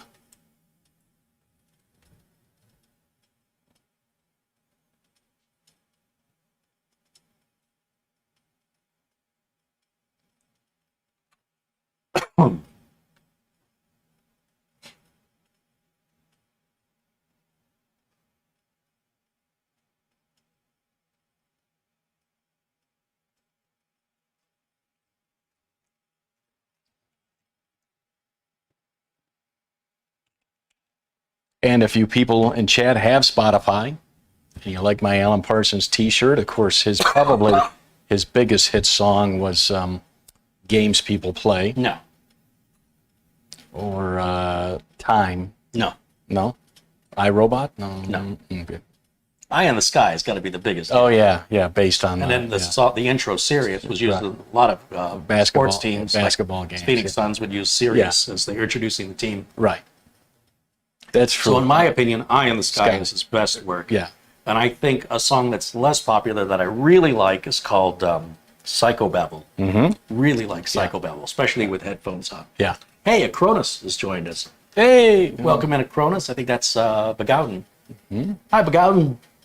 How's our Thames doing over here? Can you read them? I can't read them. Can't read them, even with my glasses. Mm-hmm.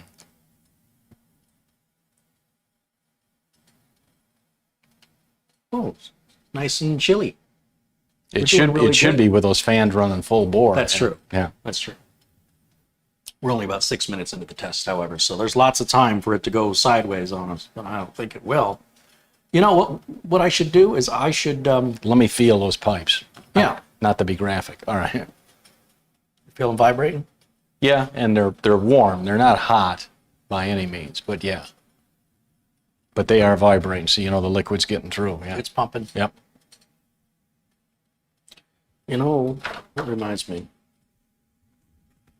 Let's plug the internet in and let's go to EVGA's website and download the software, and we'll do it all at the same time. Okay. Just to make the system work even harder, and then download whatever software is available so we can see what the options are that we're missing out on right now.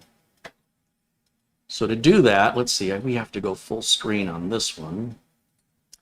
Then I'll open up the browser over here.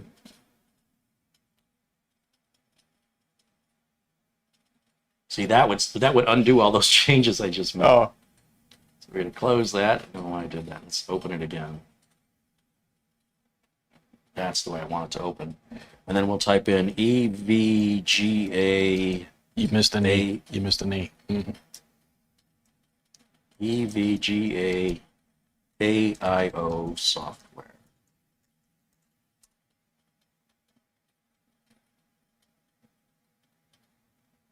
Precision X1.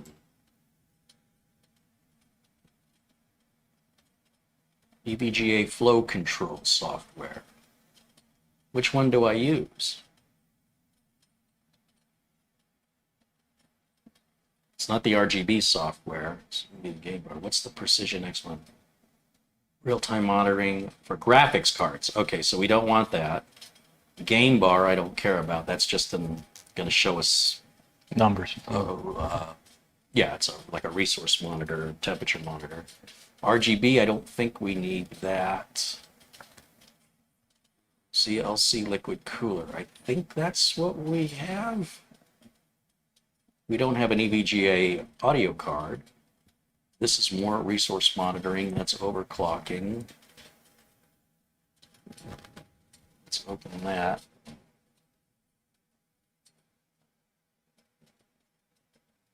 I'll extract it. I realize we're probably blocking part of it, but that's all right.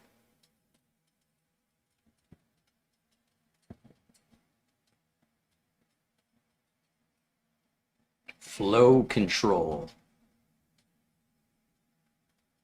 Hope I'm picking the right thing here. Yeah. I have no idea. Just guessing. Documentation's for suckers. Yeah. So we had pizza. Yeah. We did wings last week, huh? Yeah.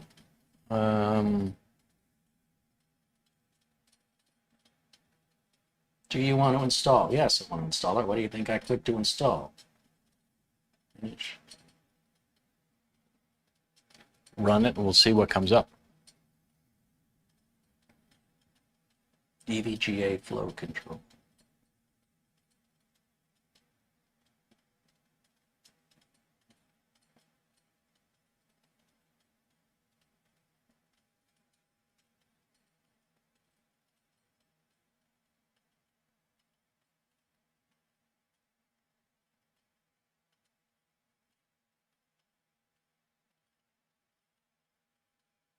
Oh, look at this weird thing, huh? Fancy schmancy. So what do I do with that?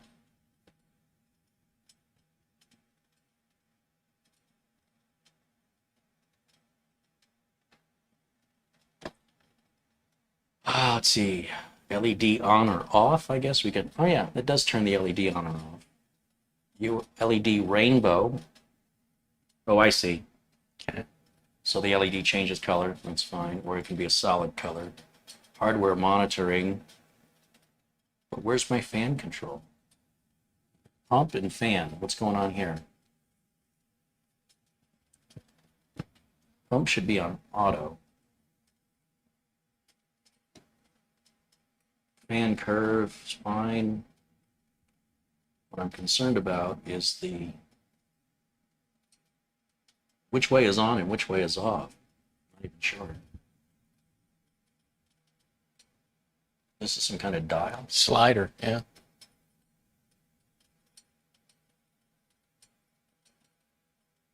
I don't hear it slowing down, do you? Nope. It's definitely speeding up. Yeah. Awfully loud.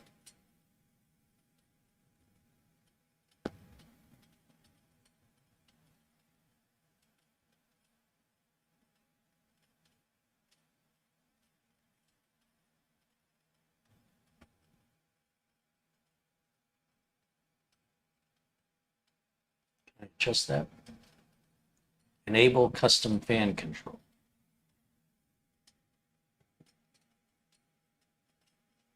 I'm not quite sure how to use this. Enable custom fan control.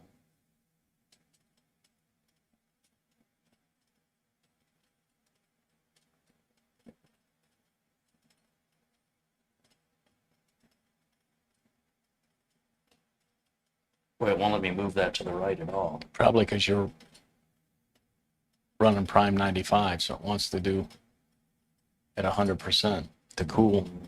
Yeah, you might be right.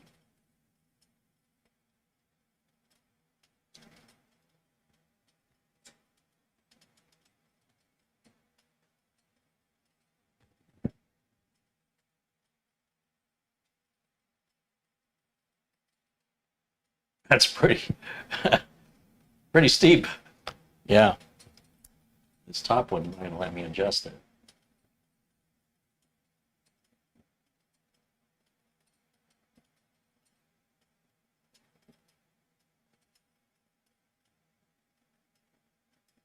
And it's detecting it and it's working.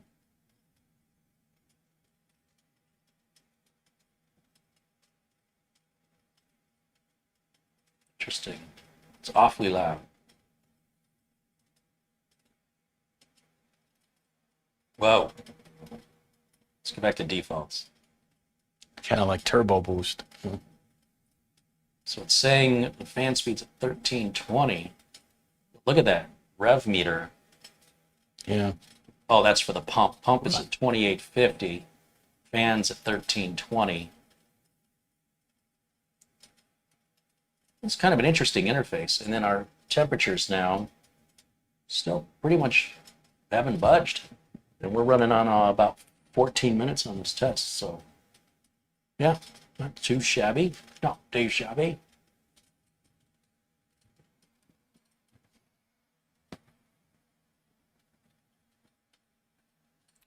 Now that we've got the software running, once we stop Prime 95, we'll see how quiet it gets. Because this still seems Yeah. pretty loud for a media build.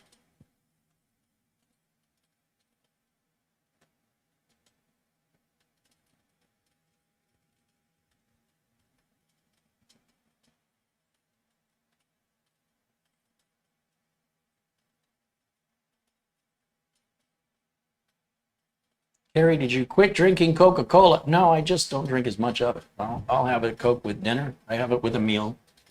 And I like to just drink Gatorade while I'm... I don't know. I tend to drink more of it in the winter when the weather's cool. In the summer, Yeah. it just doesn't have that thirst quenching that you need to stay hydrated. So, boy, aren't I using big words today?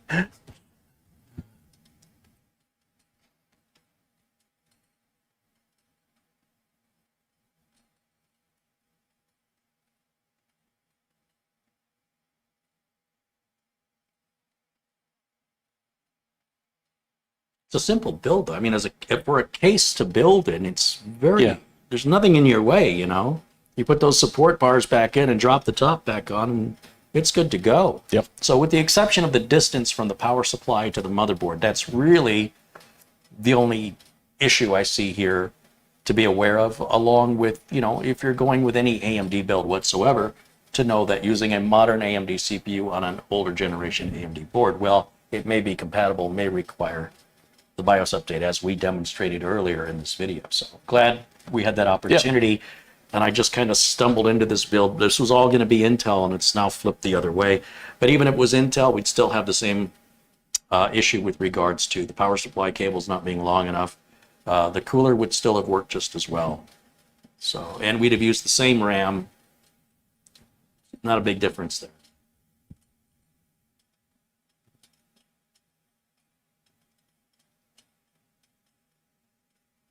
But yeah, if you want to drop a 3090 in there, I think it'll fit. Which is crazy. Yeah, who's got graphics cards? Yeah. Now, anybody, if you've got the money. Yeah. If you've got the money, I can get you graphics. Right, right. It's not like they're hard to find. Find. They're just hard to find at a reasonable price. So we're now at about, this is at 16 minutes, but I started it a little bit after this has been running. So we're getting pretty close to 20. I mean, it's not budging. No. It's not going anywhere. So I want to see what happens. I'm going to go ahead and Yeah, stop the test because it's clear to me this isn't going anywhere. Nothing's Right. changing. I'm going to stop. I just want to see if it'll quiet down. Watch those temps drop.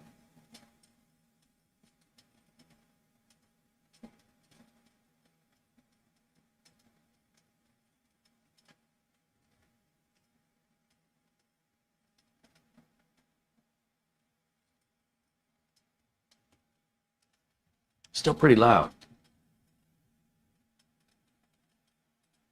Now remember, those fans are being controlled by EVGA. It's not being controlled by the motherboard. Right. So any adjustment to the fans has to be done Through that. through this software here. This fan speed is awfully high. I just don't know why the fans are so...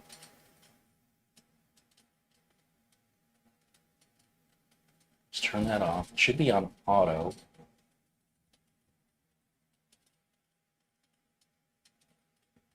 Can you move the slider down and see if it... Nothing. It's very minor. And there's different profile settings down here. Anyone in chat? Suggestions? Comments? Theories?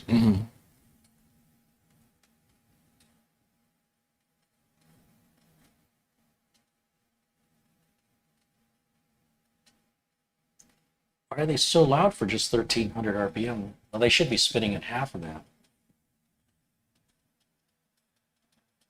See, when I hit default, it jumped. Oh no, it dropped. Yeah. Well, it's back.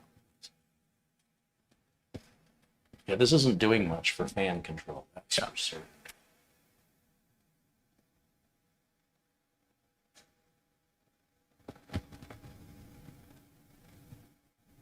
Sometimes there's a firmware update from these, that goes to the block from other manufacturers. I wonder if EVGA's got one of those. I don't see any option for that in here. Like, I thought it would have been under the settings.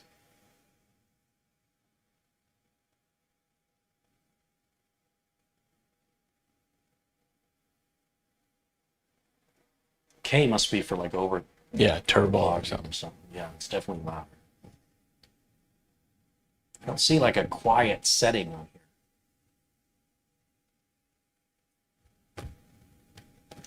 Of course, you always want the pump running full speed. Look at our CPU temps, really cool now. Yeah. Look how good that is. Yeah. We gotta slow this fan down. Come on now. Go back to the custom curve.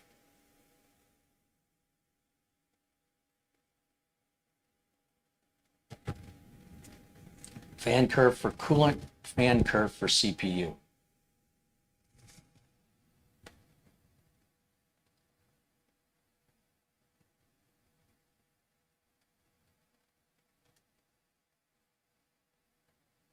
Won't let me go any more to the left.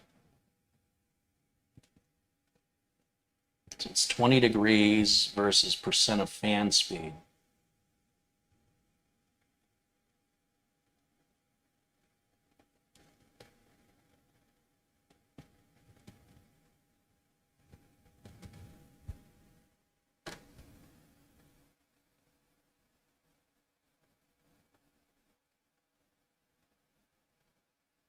It's not getting any quieter.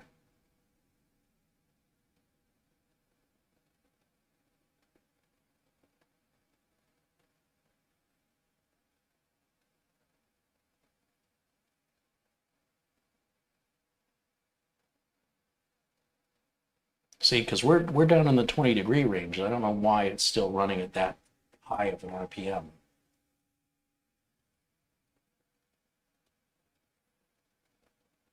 Yeah, see, our CPU temp and our coolant temp are very close together here. And these fans are still very loud. This might require a call to EVGA support and get some assistance because apart from that, changing out the fans, I suppose, with Noctuas or something. We're changing the cooler entirely if it's just going to be too loud for a media PC. Well, that's yet to be determined. Yep. Samuel Ramos with a $20 contribution says, "Hey, Carey and Mitch, nice HTPC build. And Gary Boyd with a $10 Canadian contribution says, I enjoy the thought process. This is what teaches me. Hey, Right on. Gary, That's thank you. why we do it that way. We're glad you get it. Thank you.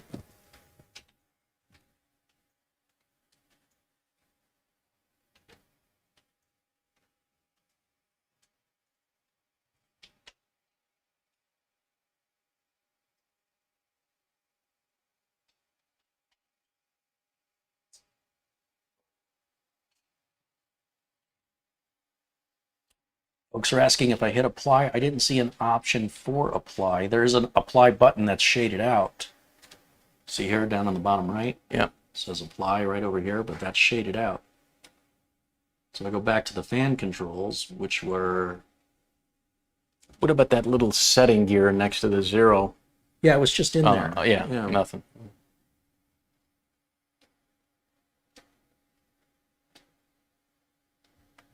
I don't see any. Do you see an apply? I don't see any No. apply here.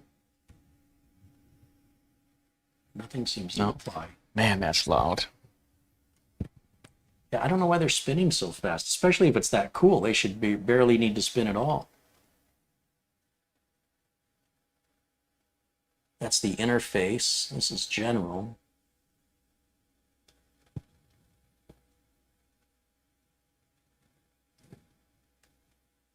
Check updates.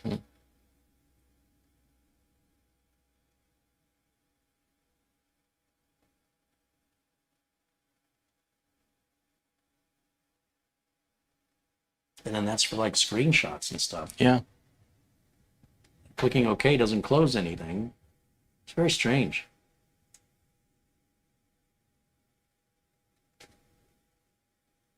There's no other menu option here.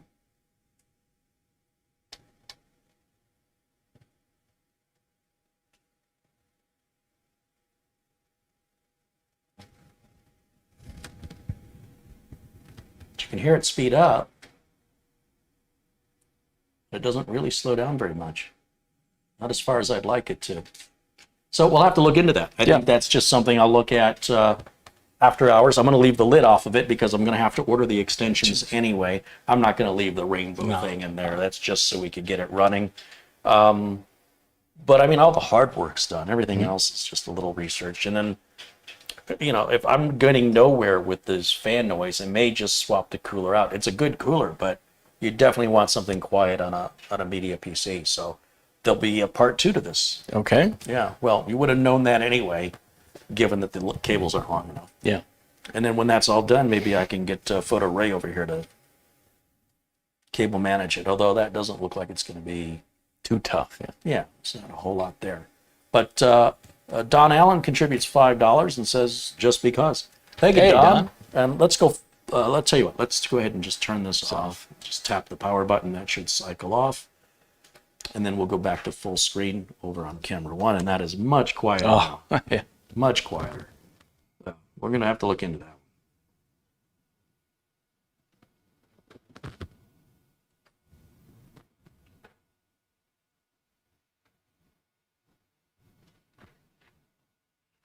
Yeah, we'll play with it off screen and I'll let you know what I find. And okay, we like to end by 5. We have 10 minutes. Any last questions, comments, or criticisms? Be nice. Oh. Marty has contributed Hey, $10. Marty. He says, go eat. Go eat. What are we going to eat? Steakhouse? Arby's? No. Wendy's? McDonald's? Oh. Really? You want to No. go somewhere like that? No. Ruby No. Tuesdays? No. Yeah. Used to like Chili's, but they all left. Did they all close up? Well, I don't There know was if that, one down the yeah, street. I didn't know if they all. Oh, we're going to have to figure something out for dinner. I'm not cooking, I'll tell you No. that. Yeah. How's your feet? Yeah. your You feet a know. while. Yeah. See you leaning on the desk. Yeah. It's a I'm going to bit, get him a walker. Yeah. It's a bit much. We'll get him an RGB walker. I think I got neuropathy, and I just don't know it. I need to go to the foot doctor. So. I'd have something clever to say if I knew what that was. Yeah. Yeah. I was thinking that the whole time. Yeah. Michael Dane suggesting Subway. Subway. I'm not spending that kind of money. Yeah. For fake tuna? Oh, they got real tuna now. Yeah. Their tuna was not tuna.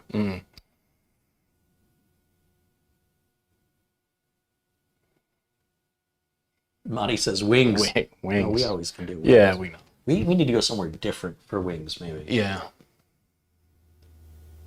All right, well, we still have that to think about. But again, any last questions? Let's go ahead and wrap it up. All the parts for today's build are listed in the video notes below this video. Thanks, you guys, for hanging out with us and in this really weird build. Let me turn it around one more time so you can get a good glimpse of what... This is not the part you would normally be looking at. You'd normally be looking at it from this direction.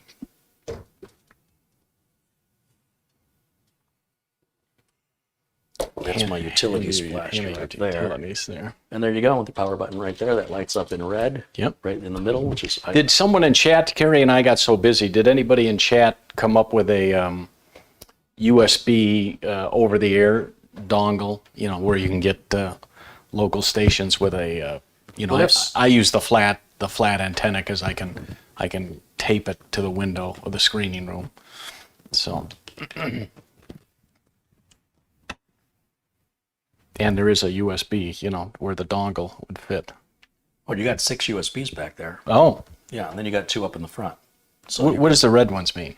They go fast? No. I think so. I think those are USB 3s. MSI red USB ports. I'm not sure because I don't use enough MSI boards. Oh, you got 2 here, yeah. 2 there. Yeah. And the gig. And then 2 USB 2s for a total of 6, plus the 2 USB 3s. Is this a DVI? Or Yes, no, what's that? It's a DVI and an HDMI out on the motherboard. And then, of course, the antennas there for the built-in Wi-Fi. And then, I'm all about unfortunately, you know, I was looking for something that had better surround sound or like 7.1 for home theater on a mini ITX board. Seemed pretty difficult to find. I think that's how I ended up by mistake with the micro. I think I was focused on getting that 7.1. And yeah, I think this only has a single speaker out for 2.1. Well, my Yamaha receiver, I think I got one more. All the HDMIs are filled except one, so I think I got room for just that bad boy.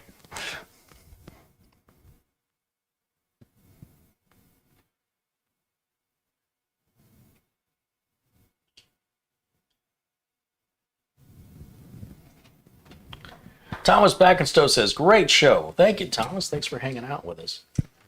Burrito? You mean like at Chipotle? Not happening. I had chicken last night. And you're not big on Chinese food? I'm not big on any ethnic food except Italian. That rules out Thai food. All right. That rules out everything. Everything, yeah. I think that's going to wrap it up. Okay. Chat rooms. I don't see any questions coming in. No technical questions anyway. Well, it was a nice MacGyver job. I'll give you props for that coming up with ideas so that we didn't have to suddenly I still don't know where that little graphics card is that I use for testing. That really bugs me. Deep cleansing breath. It'll turn on. Just wondering if I used it in a build, thinking I've got an extra. I might have used it in a build. Like I just can't remember anymore. Yeah. It's because you're old. All right. So we'll play with it again offline, and I'll let you know what I discover, and get those extension cables. And there'll be a part 2 to this. We still have to continue the big beast build as well, and I still have to get a different motherboard in for Doug Betts on that system. So we have 3 in process right now. Plus the one I worked on last week or week before last. That's in process. It's not done yet. And then I think there's one more after that. So coming back from vacation, I'm already 5 deep. I just got back, and I think Raul is sending his machine back to us. You and I built it, and he's having an issue with it since he moved. Ever since he moved it from one state to another, it comes on but doesn't do anything. So he's supposed to send that. Okay. And then if you're available, we'll work on it. If not, I'll work on it without you. It's a diagnostic. Well, I think there are 2 Fridays in November. Let's see, the motorcycle rally, and then the Friday after the Thursday of Thanksgiving, where I'll be up at my brother's. So that I'm out for two of the 4 in November. Sure. Yeah. Okay.